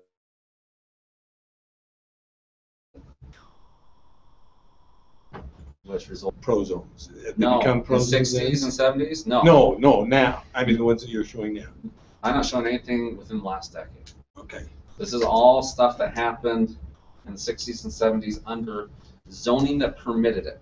The old R3, R4, R5. Old R3 through R5 zones. Okay. But it was a case of rezoning in each case. Bill? No. No, There's the one city had single wide Established massive identity zones on the- rezone of the city.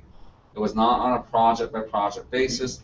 They just said, here is the envisioned future.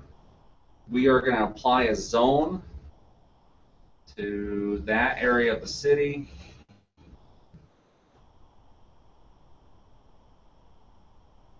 That will facilitate. The result is projects that look like this. Yeah. Then you had a map showing, in fact, Okay, it resulted in a very spread out hodgepodge of development. Okay. And things like this. Okay, not. We're all familiar with. Okay. So, rightfully so, neighborhoods weren't too pleased. After a couple decades of this, nothing seemed to be getting better. And we massively downzoned everything as a city. Sorry, I'm jumping all over the place. Okay, all those high density zones went away into the RC zone, residential conservation, which basically said you get the density you have today. So if you're a single family home, you can redevelop as a single family home. If you have 12-plex, you can redevelop as a 12-plex, but no more. Okay, that's the RC zone. From that came the Pro zone, where we looked at every development case by case, and usually took 12 to 18 months. Well, at best case scenario, 8 months, 8 to 18 months for any project to get approved. So that pendulum swing from just allowing everything to sort of an ultra control process, case by case zoning, which I don't have any examples of the fruits of that yet. Okay, the reason why I talk about this is because I think that history where we applied sort of a zoning policy broadly, it yielded unintended or undesirable consequences, led to a position that pre-zoning property for its future intended use is bad. Okay, and I, with those examples, I couldn't argue against that. Now the case here that brings us why this discussion again, why are we covering this again, is we have had an issue where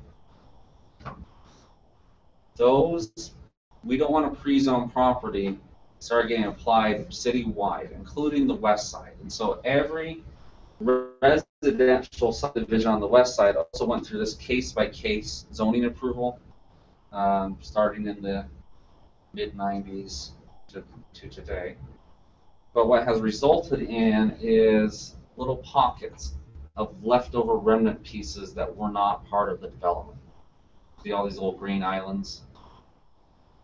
Okay, now that comes with a different set of consequences. Now the rationale again was we don't have confidence that our zone will deliver the desired outcomes. And so we need to look at every project case by case and then follow that up with development agreement, actual project, because again, we're not confident in the outcomes that our zoning may produce. It's left these little islands, and we do have some current issues. I don't know, Brian, if you want to guide me in how I phrase this, but we do have some current issues where some of these, one in particular. Let's say, let me just put it this way, because I don't think we need to go into any specifics. Yeah, I don't want to go into having agricultural areas in the midst of residential areas causes its own problems, yeah. Because anyone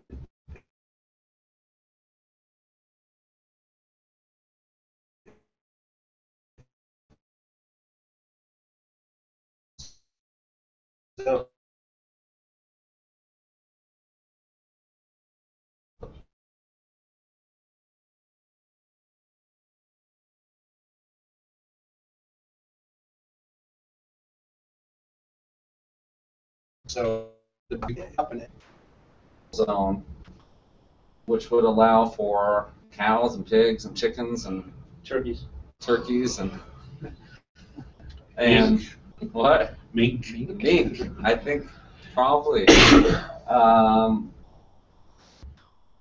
pop up next door to now residential, where it may not have existed. You know, it may have been a fallow field for decades, and somebody sees an opportunity, especially in the new urban agricultural movement, local produce, local foods.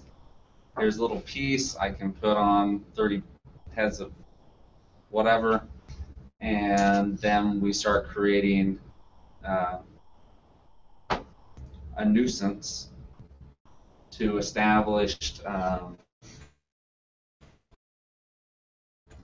residential. Well, originally the farm, people moved in thinking the farm wasn't all that bad because it was fallow or sort of a low impact farm use, but the zoning remained for the agriculture, which allows this whole slew of animal rights and agricultural rights, and those can move in post development, which is causing some current issues in the west side, which prompted this discussion. So that's a long way to get to why are you having the discussion? And why did I start with downtown zoning?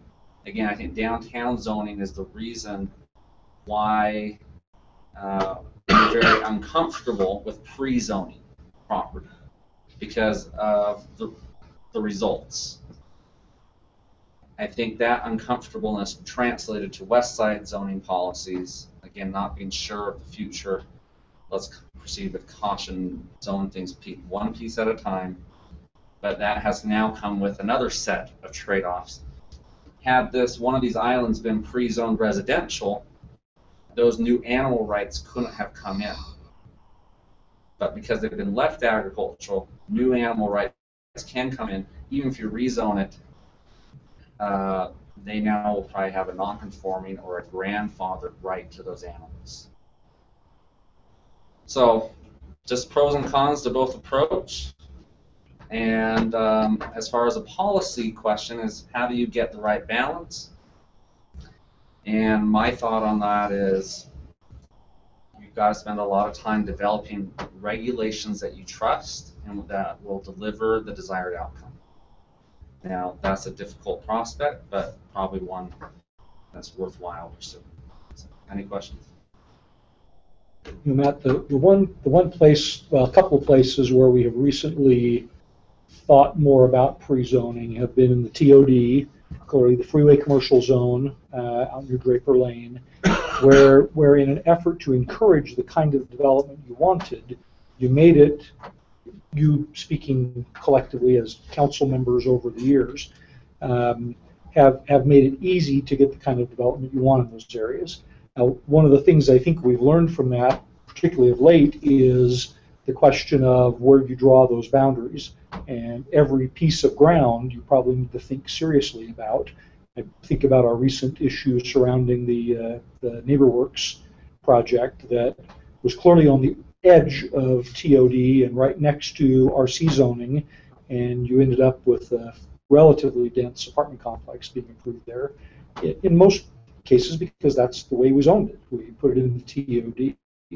So again, there are times when you want to proactively zone in order to entice the kind of development you want. You make it streamlined and easy for a developer to come in and do what's in your code. But it does talk about, again, the need to be extra cautious about what those standards are and exactly what land you put in the zone. So I would just, there are times when to proactively zone. Yeah, absolutely, and that's a point I failed to elaborate on, is that there are advantages to pre-zoning too. Right. And one of those is development process and where higher priority developments you want to go. As we went to the form-based ABCs of form-based coding seminar a couple weeks ago, it wasn't only the goal of those presenting to develop the right regulations that were appropriately and more surgically refined down to the block, but also to create a development review process that would encourage and facilitate the type of projects you want, and then build a mechanism to encourage the right kind of development opposed to other development. And you have to be very thoughtful and articulate, precise about, which I believe was the point of that seminar. An excellent introduction. Mr. Pepperoni, have you come to speak to this matter? Or? I wasn't going to accept it on, and that is that just yesterday I received an email from a member of the Joaquin Steering Committee who said, Bill, will you please get on with the rezoning that the master plan calls for? So we will likely see, an application or request to start doing some blanket rezoning, not in response to specific applications, in order to help implement that plan. I hope you will speak to, as you wish, to the matter. My question to you is, will our neighborhood master planning process provide a solution to the issues that Matt has raised here, that Brian has alluded to? Yeah, we believe so. We would love to have the council review the actual ordinances and see if you think we've gone far enough. Like the non-examples that Matt shows could not happen under the zones that either you've already adopted, have not been placed on the ground, those that will be get, those will be placed on the ground. We require a larger lot area to where you can't go in on a single lot and shoehorn in a building. We've got design guidelines that talk about location, design of our parking should go, those types of things that they just didn't have in the 60s and 70s when these projects were built. So we think we have solved the problems, or we would love to review them. So the question that may have motivated Mr. Van Buren's interest in raising the matter with the council, once the neighborhood master planning process reaches the neighborhood in question, you're reasonably confident that the problem that exists today would be addressed to the satisfaction of the neighborhood. Yes and no. Yes, and that I think the neighborhood planning process would say, go ahead and zone that property residentially, and then we give that specific zoning designation. But in this case, because the property owner has established animal rights, and he would have those grandfathered in under new zoning designation placed on his land, I'm sure that would not be pleasing to us. The question, I think, isn't so much what do you do with this existing situation, but what's the council's philosophy to maybe steer off future situations? Preclude more of the same. But I think there was some discussion when we voted on the sale of the property down at TOA project. There was some discussion about we're not zoning right. This blanket zoning doesn't work, and that's why you need to take each project and do it. These are the benefits. And I think there was this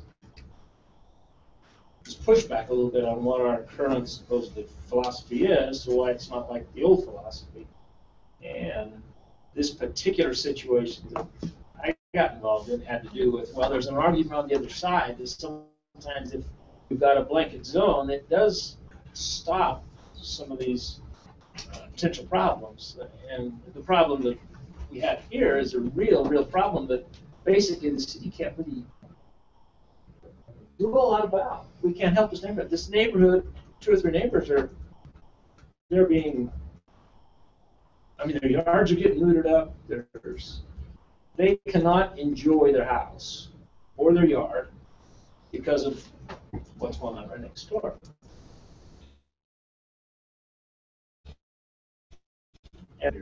I think if we want, I think I would suggest a closed meeting if you want to talk more in detail about it.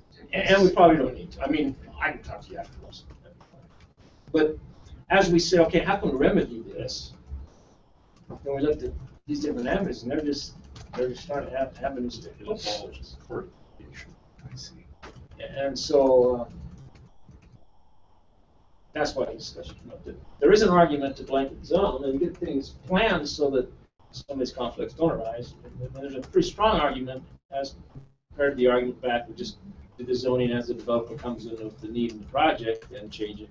So it was just kind of like to show that there's probably a discussion that needs to take place where we come up with a philosophy that shall we schedule that conversation for closed session next time? I don't know that the purpose, would there be a purpose? Other than to inform you on a group basis of what's happening. So Just a specific problem. Specific instance. Yeah, we could take probably 15 minutes or 10 minutes. And You can probably do it today if you want. it's,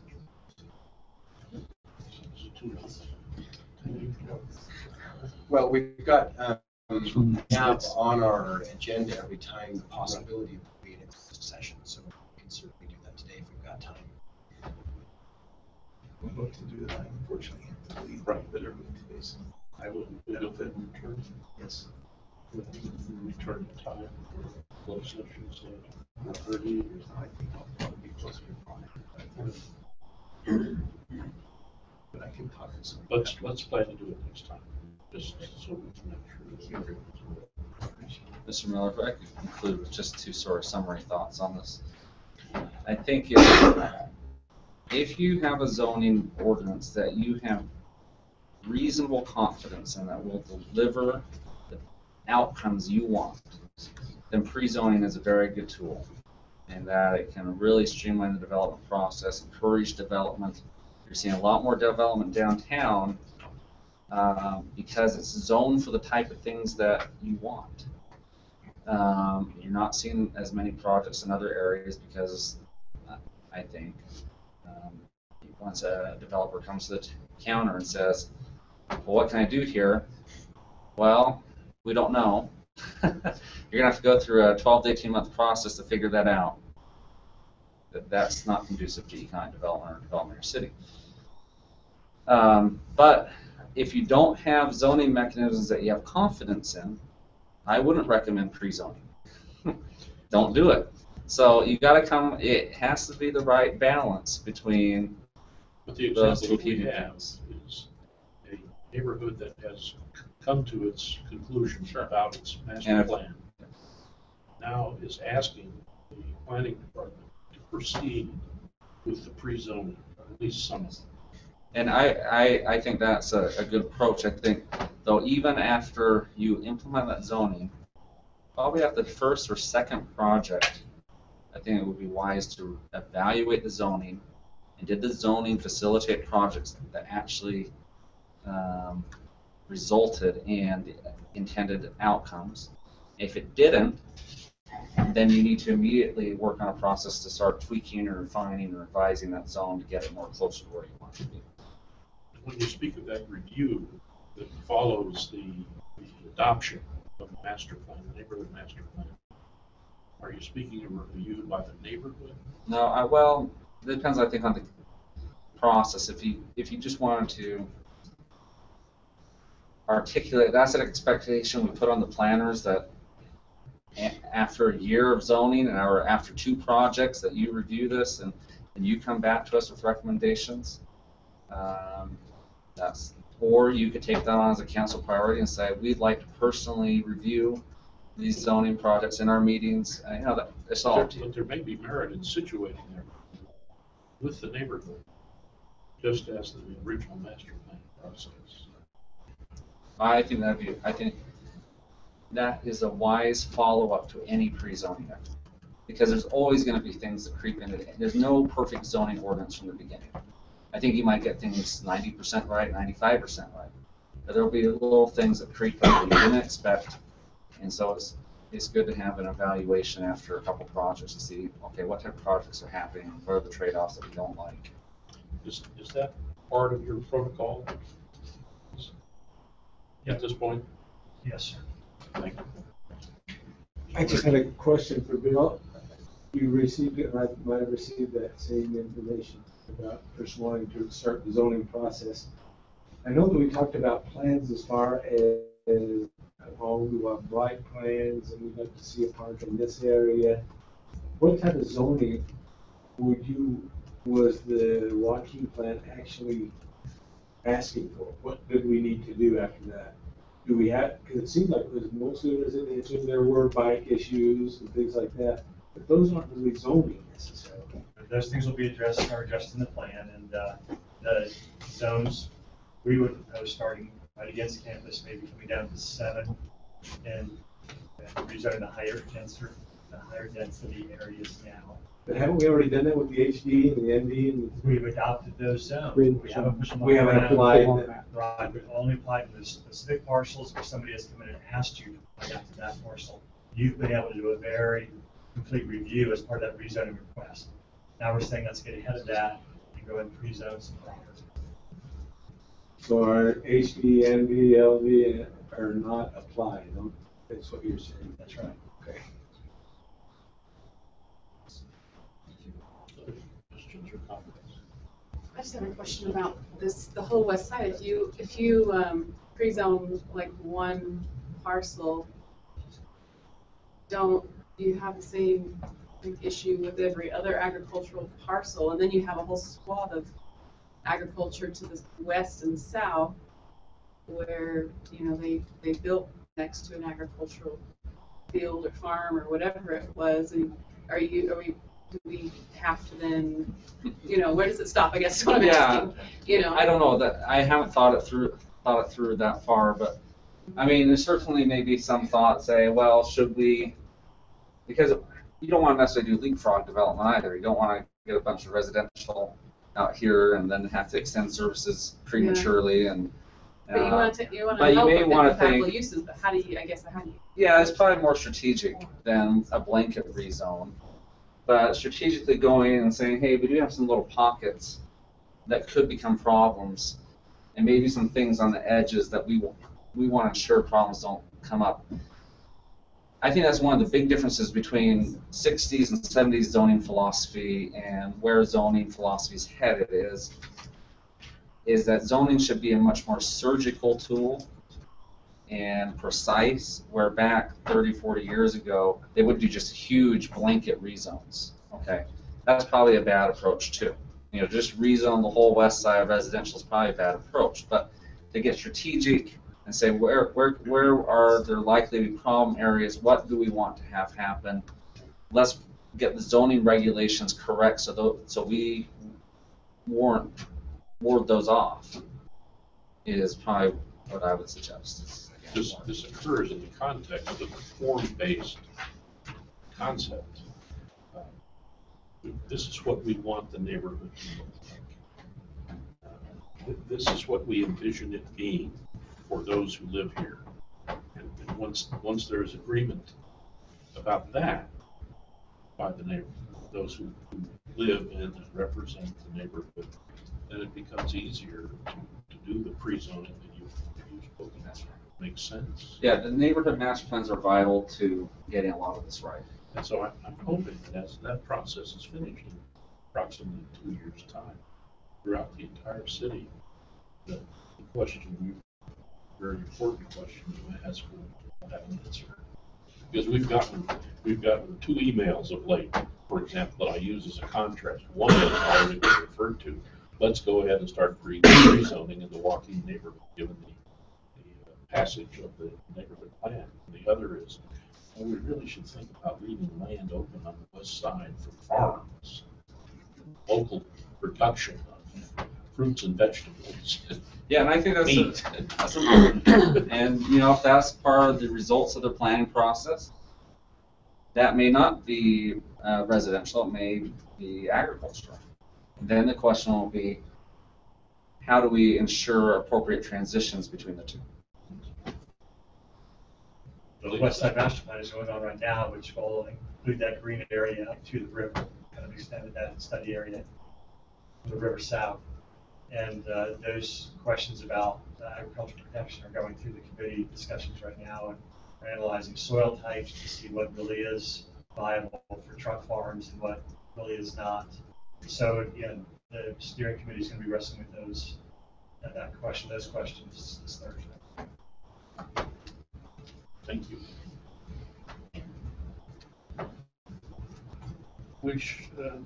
Let's adjourn for 5 minutes.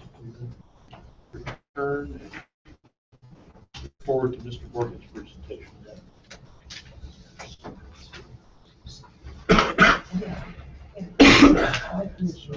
Back at 3:20.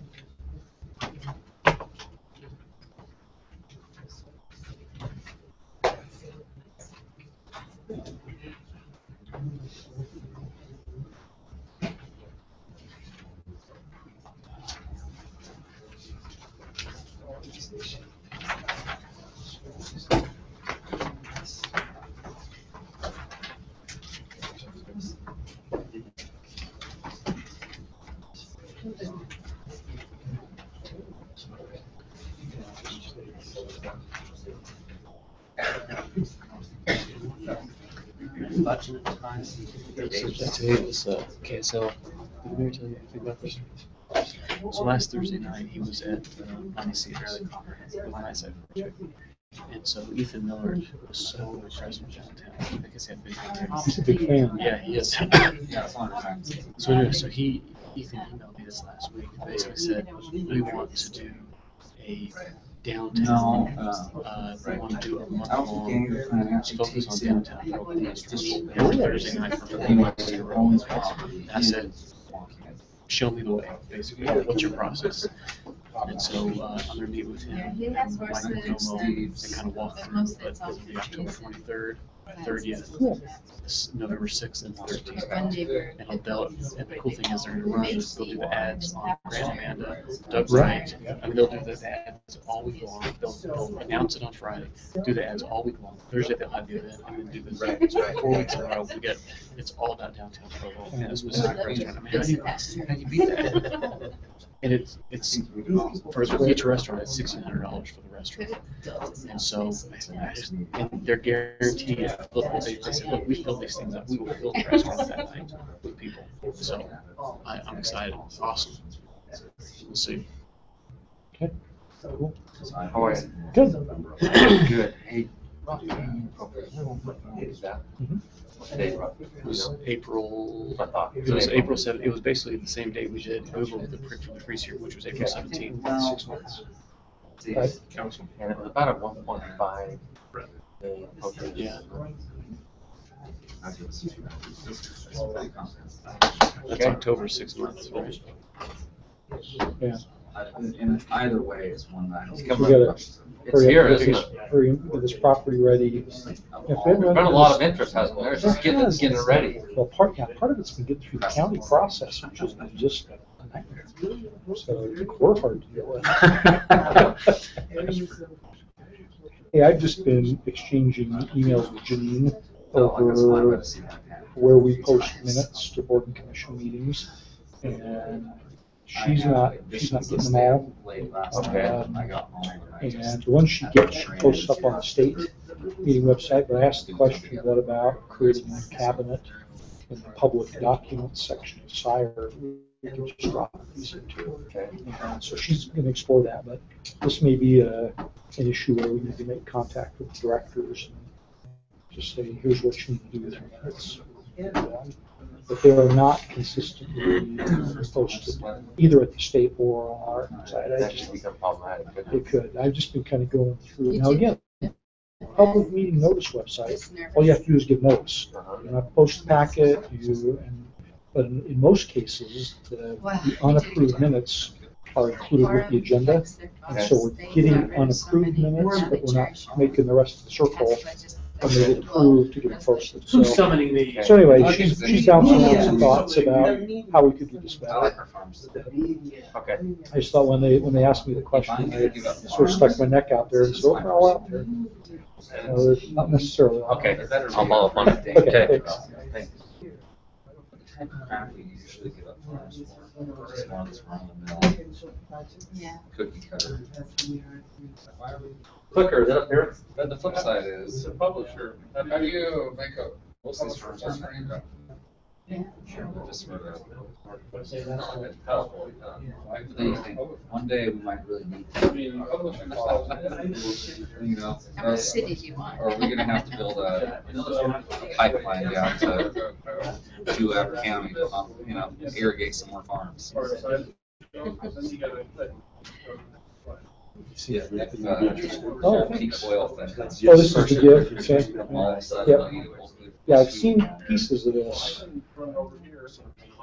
before. Well, it's amazing what you can, I have pictures from. We'll have to maybe get that. Their yards, all our, I have pictures of where they turn their whole entire yards into yards. So, we'd probably do take that, yes. Well, yeah, and actually, I did some really rough calculations, because I said, okay, And that's your tie. what is the total acreage of all our R1 zones? And I think I got Yeah, you numbers. enjoy it. Phenomenal number. Oh, really? So if you take, We're still broadcasting. Did you know that? Okay. I don't know why Robert told me that, but Robert just told me you're still broadcasting. So, when I. Um, hey Bryce, John Buckley is it? you lazy? Yeah, it's, I've heard. I don't think I'm saying anything bad. No. Saying something bad?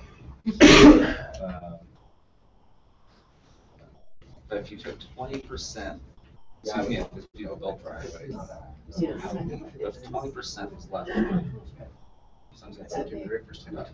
It turned out to be something You These are remember. not shades. You need to come in. Well, those that have to go by here. Yeah. No, I mean, it sounds like. Yeah. Can't find a way, so.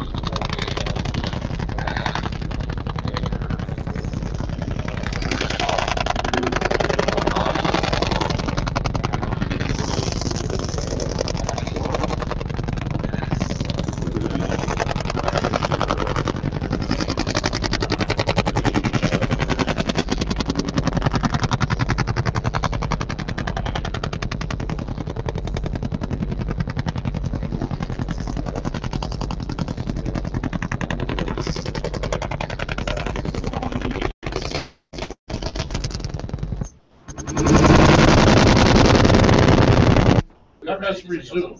Let us resume. Thanks. Thank you for joining us. Are we ready?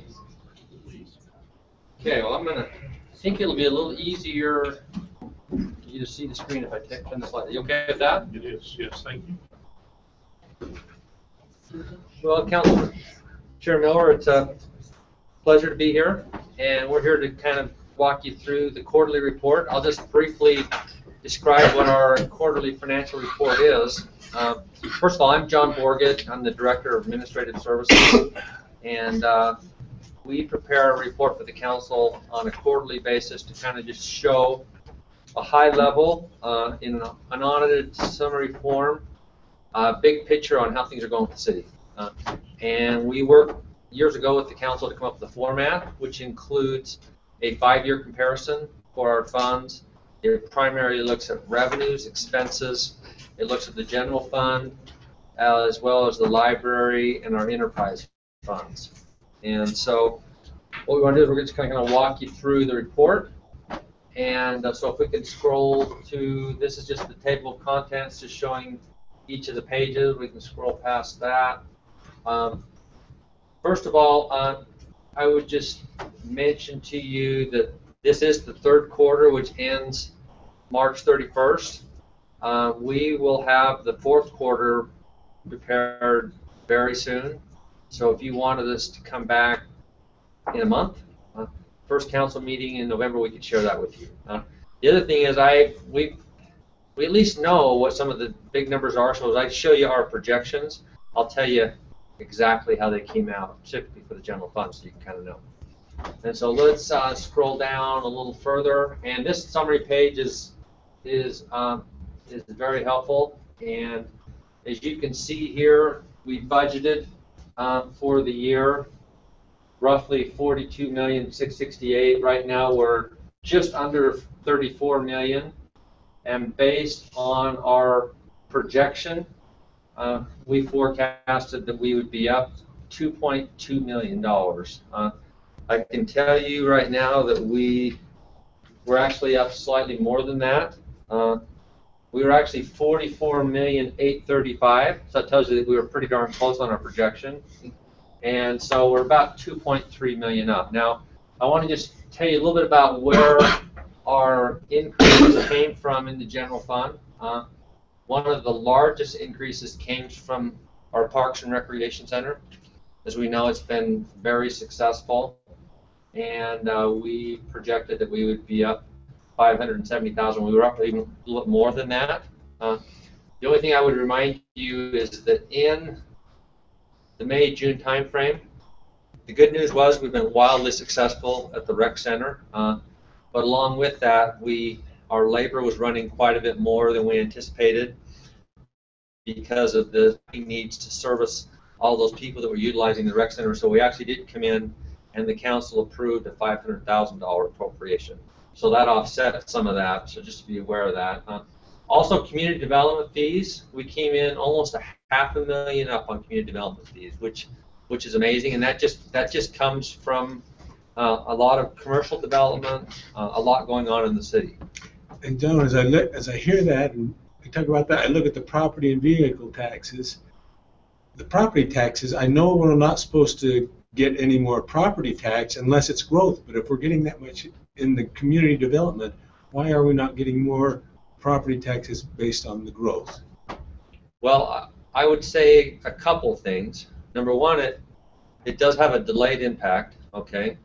Number two, this number varies a lot based on when businesses pay their tax. There's some that pay them late, okay, and so we have to wait until we actually collect them. But you're right, we should be seeing growth, but as a percentage-wise, it still remains fairly flat, but it's hard to tell because it's based on collections, and sometimes we'll collect more in one year and often another year. But we do continue to see increases, but very slow. It often does take you a couple of years to collect for the lag to catch up. Yep. So, because it's based on property assessed as of January 1. January 1, and then that assessment is rolled up and calculated and given to us in November, and you make your budget decisions the following May. And so if someone got a building permit in March to do a project, the project wasn't finished, it would be next January before it was assessed when it's finished, and then it's a November lag, and then it's your July 1 budget, which defines what you get the following year. So it's often a 18-month to 2-year lag. So your budget is already including some projected growth? Yes. Yes. On the property tax, so that's already included in some there. It's not just what we got last year from our property taxes. Yes, and you can see that, well, it doesn't show the prior year on here. You're right, you would see a little more of an increase if you were looking at the prior year. Yes? What about the shortfall in roads? Is that something that would be... This number, this 34,000? Yeah, it would be addressed in much the same logic. That is, our new utility transportation fee is not going to show up yet. No, the only thing that this number is that's the state allocation, our B&C allocation from the state, and that is based on basically lane miles, and there's a calculation that goes through, and it's also based on the fact that we have a fixed state tax on gasoline gallons,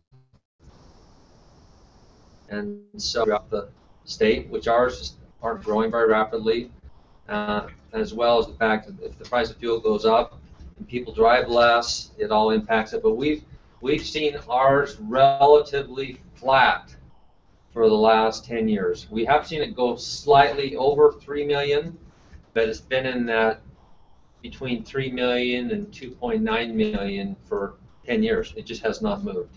And that's the reason that we went in and introduced some new ways to pay for roads, because of that flat revenue source. Another one that we can see here, sales tax revenue. You can see that we were up over the budget about 260,000. I'll let you know that our projection of 16,080,000, we actually came in at 16,076. So we were within 4,000. It's a positive number. It's not up significantly, but we'll take positive numbers all the time, you know, and that's good. That's still showing a good positive trend. The other number, our ambulance revenues are up, and so anyway, if you add those up all together, you wind up with roughly a $2.2 million projected increase, and that's where we were. We came in at roughly 2.3 million. I will just share a couple things with you. First of all, out of that 2.3 million, call it 2.2 because we're down a little bit on the transfer. We did the 500,000 that I mentioned for the rec center, so that drops it down to about 1.7 million. We also did the Rock Canyon appropriation. It was about $1.5 million. Okay, and so good news, but it's important just keep in perspective that we have kind of utilized that money out of fund balance this year for some important needs. And we also removed the Justice Court to its new location and paid about a couple hundred thousand for those improvements. So that's kind of where we're at. Any questions on the general fund summary? Look very, very similar when we show the fourth quarter. When we look at the enterprise funds, I guess I know that the utility department they didn't do as well. This is through March, and we didn't have as good a summer as we'd hoped in some of those areas too. The costs went up on us, and so some of our transfers there are going to be less than we kind of wished. They are, yeah. There's definitely going to be some impact there, and particularly with our wet August and wet September with our water and a little bit cooler weather with our energy, we did definitely have some impacts there. And then we also had some impacts, I think, in May and June with energy due to some hot one or two hot days and what that did to the cost of our power. Yep, those are all factors. Okay, let's move to the next page. These graphs, this just shows you your 5-year comparison, and right now we're looking at the third quarter, and one of the things that you really like to see is this stepladder approach where our revenues are increasing over time, over a 5-year trend, and I remember seeing it when it was going the other way, and so this is a very positive trend. Another good thing is that this little step right here is our budget, okay?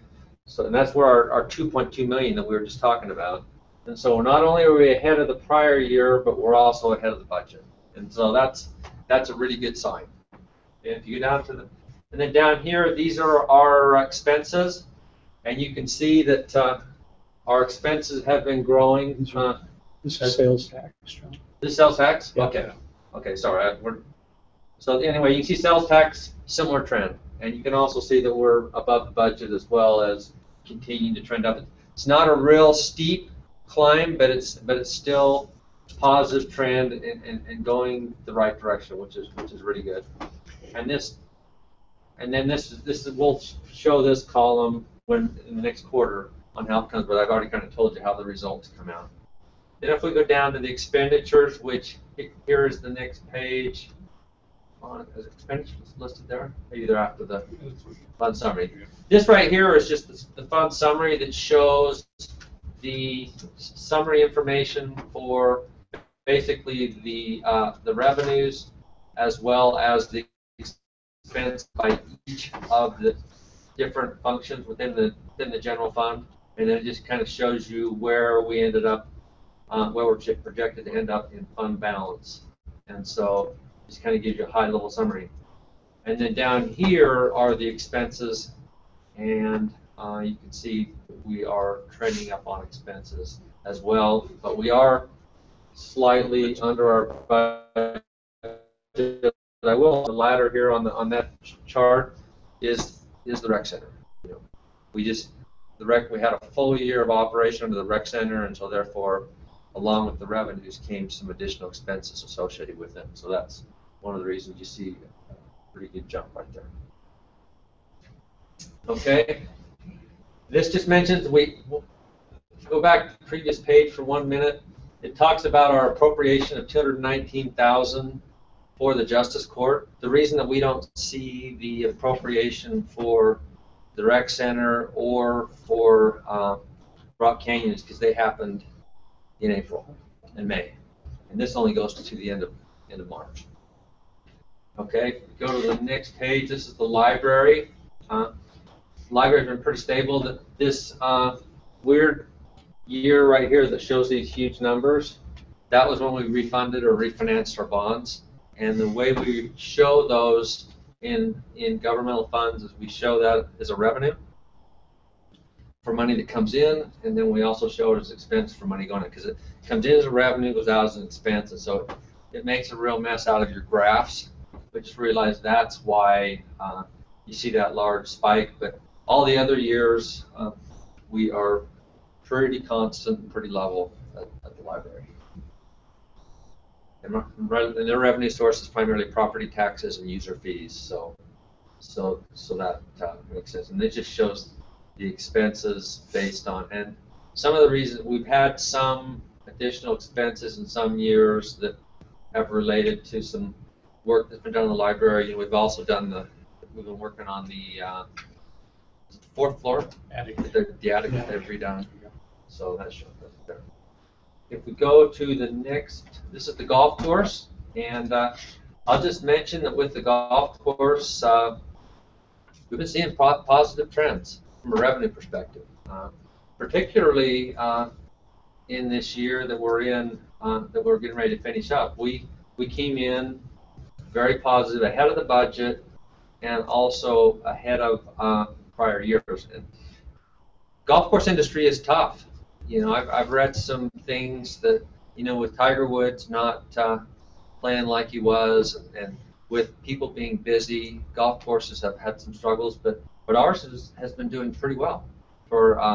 We still have been subsidizing it, but the revenue's been going in the right direction, and there's been some positive trends there. Go to, okay, and this is just the actual fund summary that just kind of lists out the detailed information for the golf course. Then if we go to our water fund, you can see here that as you look at our revenues, we're still, you know, positive. You can see that we actually are ahead of our budget as well as the prior year there.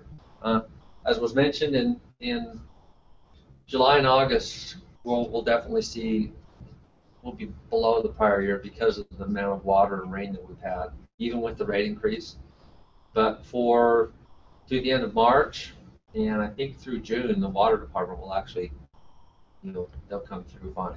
They'll be solid. And then if we look at their expenses, similar trend, and this also includes transfers out. I think the big reason for this little bump right here is we transferred more to the CIP fund, and so it shows as an expense there, and so that's why it looks like the expenses increased dramatically that year, but it was actually a transfer for CIP expenditures. Go to our next fund, which is wastewater. John, before you go on, I noticed a big jump. Did we get a big jump in personnel for the water? Am I reading that right? Oh, in the fund summary? Yeah. What did we hire more people? Well, we've been working on the Central Utah Water Project, and it's likely that if there's a bump in personnel, it would be related to those positions that were funded by that project. But you just had it. It was right there. It was on that last one, but it looked like it went golf course. Before or after?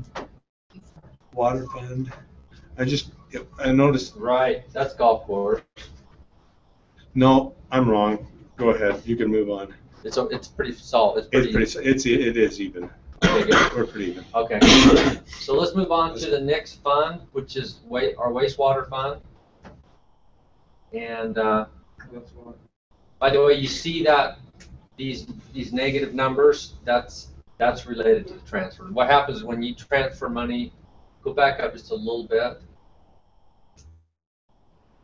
and you see the transfer to the water CIP fund. We're transferring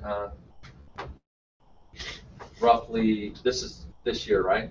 Yeah, $1 million and 2.3 million, and that's just moving money over to your CIP fund. It shows as an expense, and so it makes it look like we're losing a lot of money, but we're actually moving money over to our CIP fund so that we can have money there for capital projects. Okay, and if we go to wastewater, you can see that they're pretty solid. They're right where they're supposed to be in accordance to budget, and they are up from the prior year. And then if we look at their expenses, similar trend. And we also take a look at their transfer to their CIP fund. They are transferring, they've got budgeted about a $1.6 million transfer. In the prior year, they weren't transferring anything to their CIP fund. So that's another area where you can see why there would be a big increase in expenses that year, because they're making a transfer to their CIP fund. Okay, and then the next fund is energy. And here with energy, looks positive. And we'll see a little different picture when we get to the fourth quarter. But you can see here we're ahead of our prior year, and we're also ahead of the budget. And so they're through the end of March, they were looking solid, trending the way you want. And if you get down to expenses, similar pattern there, and so nothing unusual there at all. And then if we go to the airport, with the airport, you can see that our revenues are up significantly. I will mention that the reason that you see this big spike in revenues is related to a transfer from the general fund. Okay, and we have budgeted and planned to spend more, particularly related to commercial service, and working with those scheduled flights. We've had an increase in expenses. As you look at our transfers over the last several years, they have increased as a result of what it needs to operate the airport at this level with scheduled service. Flights out, how many is it? They have a flight out 5 days a week now? No. Four. On Tuesdays. Yeah. Yeah, I don't think we have on Tuesday, Wednesday. And so that's the primary reason though that you see the increases. It's not operational revenue. It's transfers from the general fund. If you go down a little further, you can see. Let's see. Scroll down just a little bit. Yeah, you can see here where this year we've got transfers of 282. Last year they had transfers of 125.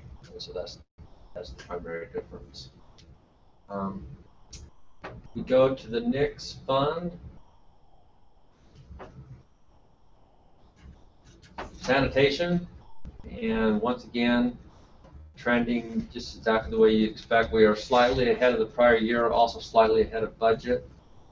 And then with the expenses, we're actually a little bit under the prior year, and a lot of that can just be due to timing and when expenses come through during the fiscal year. Next graph, storm drain. Once again, this was when we issued some new storm drain bonds about 5 years ago, and so that's why you see the big bump there. Otherwise, it's pretty flat. And then if you go to the next chart, this shows their expenses, and once again, that's also related to the bonds. So, any questions I can answer on that high-level summary for our quarterly report? So what did you say the increase here was? This is, we issued some bonds, some storm drain bonds. For the Grandview area? This was just for various projects. Okay. It was 5 years ago, and they issued bonds probably about 15 years ago for the first time, and then they issued another series of bonds about 5 years ago, and money spent, but it was just for various projects. Okay. I had a question about the energy line item. Where it says investment income, is that when we're buying and selling power? Is that? Probably just interest. Or what's the? They earn interest. Let's go back and look at it, but my guess is it's interest earnings, and they earn interest. They have some interfund loans as well as money that they earn from in the state pool. And this is this right here. Yeah, so it goes from 32,000 to 223. For the prior quarter. Oh, there was we used to have a loan. I think we used to have a loan through UMPA that was paid off, and so now we don't have that anymore. And so I think that's the reason why you see the big drop, because that loan got paid off. But what's here now is interest on their interfund loans, as well as interest they have invested in the state pool. And so that's what you should. We won't have the larger numbers like we had before because that loan was paid off. Does it show somewhere what we gained from selling power to other entities like California? It's netted out in RS1 payment. It's on UMPA's books. Yep. Okay, but not And so it gets netted out before we get billed. Yep. Any other questions? Okay, we'll be happy to come back in a month and do the fourth quarter report, and then of course you'll get the annual audited financial statement in early December. Very good. Okay, thank you very much. Thank you. John, do you mind doing the line?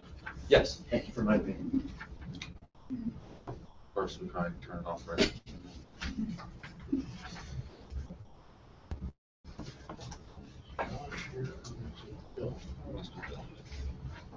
Turn now to Mr. Pepperoni, who will lead a discussion on a recommendation from the Planning Commission of the Municipal Council regarding the downtown specific area plan involving the Central Business District, Franklin, Mazer, Timpanogos, North Park, Dixon, and Joaquin neighborhoods.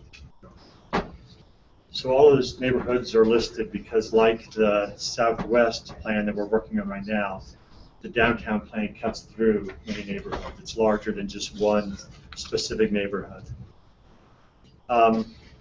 Just for your information, just last week, the Utah chapter of the American Planning Association gave an Outstanding Achievement Award to the city for the Joaquin plan. So Here, here. the first neighborhood plan we've done is received recognition from planners around the state, and the downtown plan will be our second. This plan went to the Planning Commission some months ago, and we've held it back a little bit from coming before you because while about the same time it was going to the Planning Commission, the redevelopment agency hired a consultant to help with these blocks and envision these blocks in First South. And we thought there may be some things that come out of that study, that discussion, the recommendations of that consultant that would be helpful for this. And that, in fact, did happen. There were some tweaks that were put into this plan based on recommendations of that consultant, some best practices and things like that. One of the best examples is the cross-section of 100 South. Although the staff gave a lot of thought to what 100 South could become in the future, the consultant had some great ideas, and plans that consultant came forward are incorporated into the plan, and the cross-section is there now in the draft that you have. So the downtown plan incorporates these 5 areas. So you've connected the interchange at Center Street, going to the downtown north area, which goes to 500 North, and down to the intermodal area and our mall. We felt like all of that was, in an essential part of downtown and should be incorporated into the plan. Leaving this area out was done intentionally with the idea that much of that is still viable as single-family residential neighborhood. And while we'll anticipate increased density and intensity of use through the colored areas, we think Franklin and Franklin South can be preserved as a single-family residential area.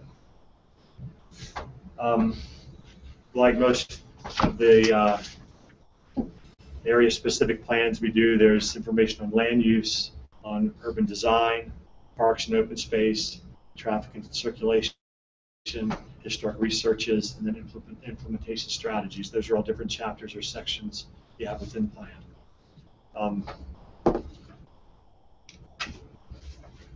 All of these cities' previous plans and documents that would give goals and policies that would enlighten this study were consulted and incorporated into this. If you look on page 16 and 17, it goes through the general plan, through the pioneer neighborhoods and their goals and policies, and then through Vision 2030. The purpose of this plan is to put more meat on the bones, to be a little bit more at ground level in terms of planning, to be more specific, add specificity to those plans that were already given. We've tried to be very clear through the graphic representations of what is anticipated. So not only do we talk about the text, and in text what we anticipate to happen, but we've tried to give pictorial examples of what we like. Under urban design, we've tried to include things like what signage should be like, what street furniture and street art would be like. It's been my experience that those cities that do these details correctly, as you walk through a downtown area, it just feels right. It feels better. It seems to function better.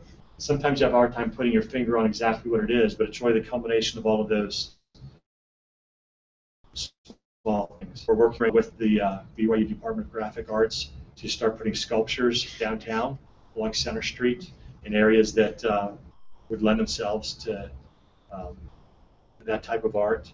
The first applications to place sculptures downtown are going to be coming in within the next week or two. So on a rotating basis? Yes. Yeah. The application of the ordinance that we, it's not actually an ordinance, it's kind of guidelines that we've put together for these, only allow them to stay there for a couple of months and they can be rotated to the next project. Because BYU is very careful about what kind of art would go on campus and how that may reflect on the university, the students actually don't have much opportunity to display their work. So they're looking for another venue. Any art that they propose to us has to go through a review and approval process through several cities' departments. But we're anticipating having some great additional art put in downtown.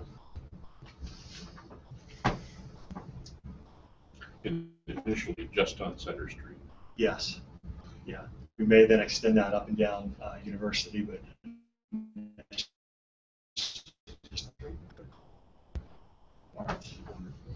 in keeping with the discussions you've had on form-based planning, there's a healthy section on urban design, what we want buildings to look like, what we want open space and plazas to look like.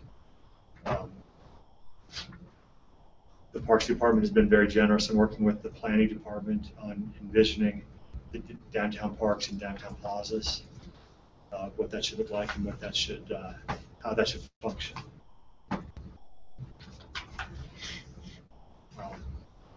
Obviously, mass transit is a big part of the plan, and that's towards the end of the plan in the section on transportation and circulation.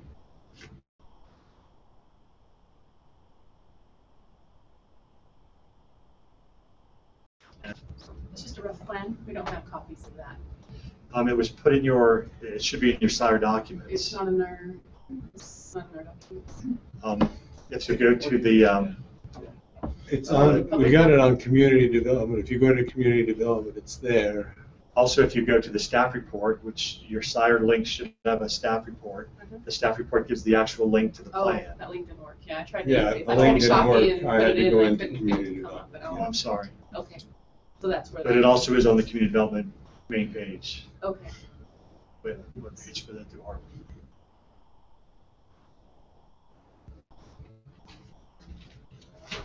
initial comments?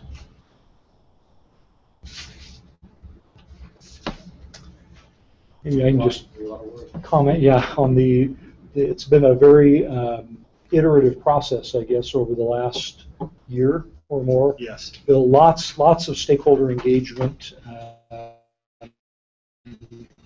and development, going the extra mile on this. I think it's been a very well thought out and well reasoned plan, and just a whole ton of work. Lots of creativity. I'm really impressed with what they've done. Wayne, would you mind holding up that plan that Yep. we now have developers coming in with even more fine-grained plans for actual city blocks, and they're right in lockstep with this plan, even though this is a draft. They've consulted this carefully, and I think we're having some outstanding plans come forward that are implementing exactly what's suggested here. This is done by the Give Development that's doing the project there on the old stock lumberyard. This is their sort of vision for this area, which they're calling Startup Station, which basically runs along 100 West on both sides from downtown to 6 South. And it's pretty impressive what they've come up with, but it reflects all of these principles that are included in the downtown design plan. They're proposing these blocks along First West here, and we may recommend that this more specific area plan go beyond their 4 blocks, but it really does implement what we're recommending in terms of First West becoming a very important pedestrian corridor between the transit station and downtown. Freedom Boulevard is always going to be automobile oriented. We're not going to get around that. Same with University. First West provides us with a great opportunity to get pedestrians up and down in a very pleasing, very pedestrian oriented environment. Much has been envisioned for First South. Yes. Yeah. So that's an equally important spine to the city. How does this plan intersect with the contiguous neighborhood plans? So some of the neighborhood plans that would include this area going on right now, Franklin is going on and Mazer is going on right now. We've moved South Franklin up in our priority list. So when they start those planning processes, they will look to this document the same way we did look at the general plan and Vision 2030 and the Pioneer neighborhood goals and policies within the general plan. They'll consider this, and they'll take off from this and have even more fine-grained planning for the areas outside of our study area. Any implications of this plan for the Joaquin, already approved Joaquin neighborhood plan? This barely starts to creep into the Joaquin plan on that southwest corner. Well, I guess this edge actually is within the Joaquin plan. But probably the highest, the best tie-in between the two is the BRT route and BRT planning or along that route. Is it safe to say, Bill, though, that as you develop the Joaquin plan, that really these two plans were designed to interface together already? Yes, sir. And that's the case with the other I think that's what the planning process will have to determine, right? Yeah. There isn't any necessary sense, though, in which this supersedes the plan. No, these would be, the neighborhood plans would integrate or feather into this plan.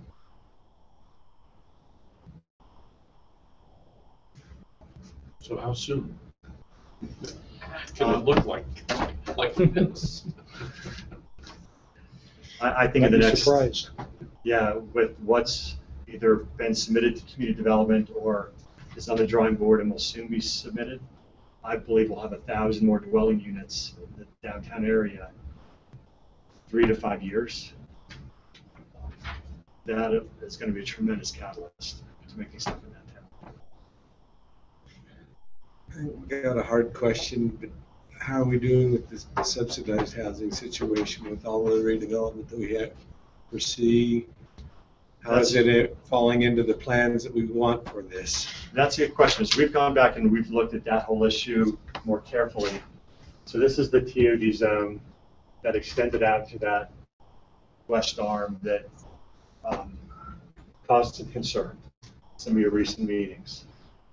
I believe community development is going to come back in and say, perhaps we were overly aggressive in what we zoned TOD. Perhaps we should come up with some alternative zoning types for this area so that we don't have the continued housing product types coming in that we've been getting recently.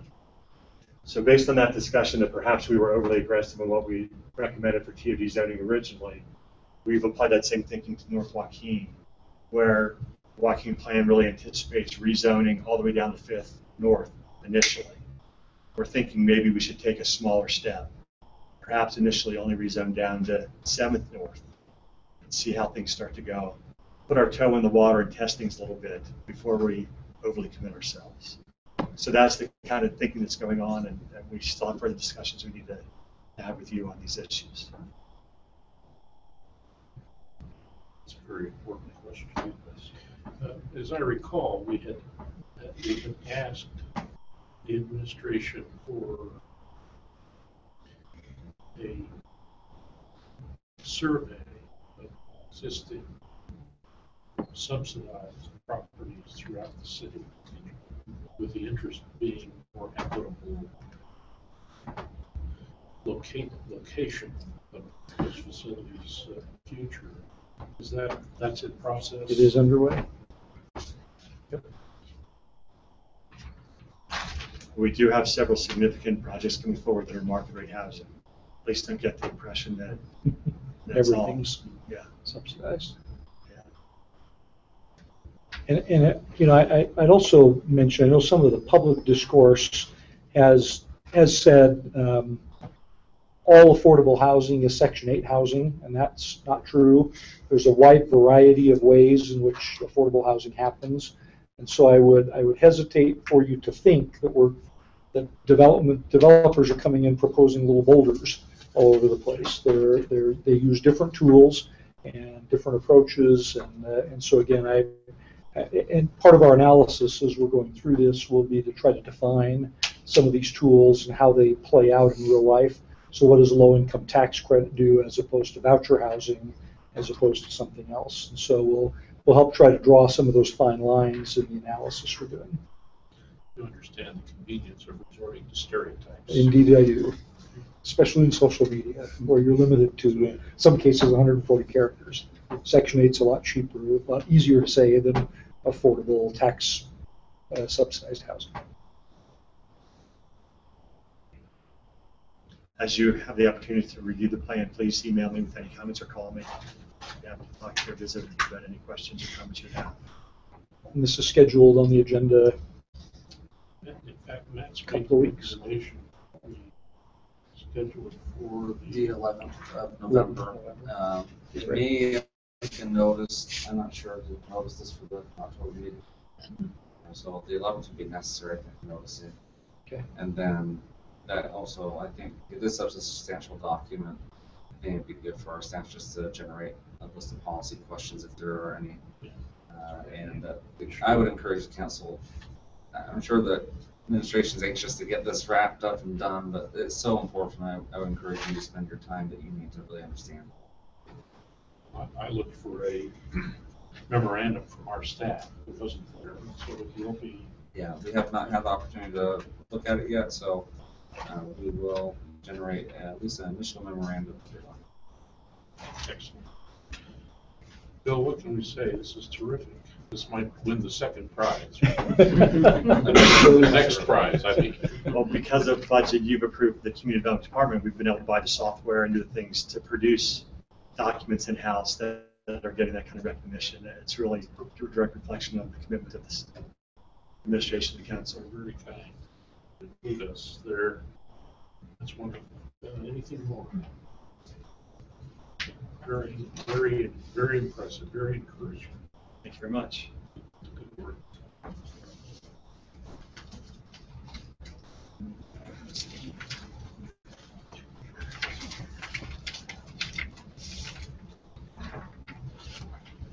Given that no further items are on our agenda, I'd like to consider those meetings. we'll do that. Or that's Correct. I invite a motion to adjourn. Ms. Santiago, thank you. Mr. Van Buren, second. All in favor? Motion passes unanimously with Mr. Hales.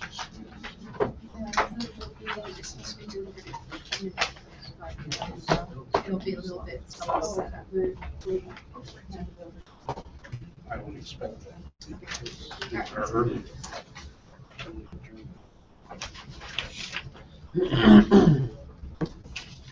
So dinner is served at 4:30? They'll be here at 4:15, and then we'll have it up by 4:30. I don't know. Is your internet working? It's slow, but yeah. I can't get mine to work. I sent Steve a text message and said, is it working? So Okay. head back over there and see if we can figure out what's going on. Okay.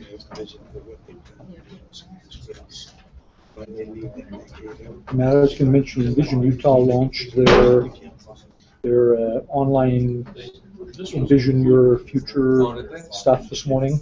So you might want to go play on envisionutah.org.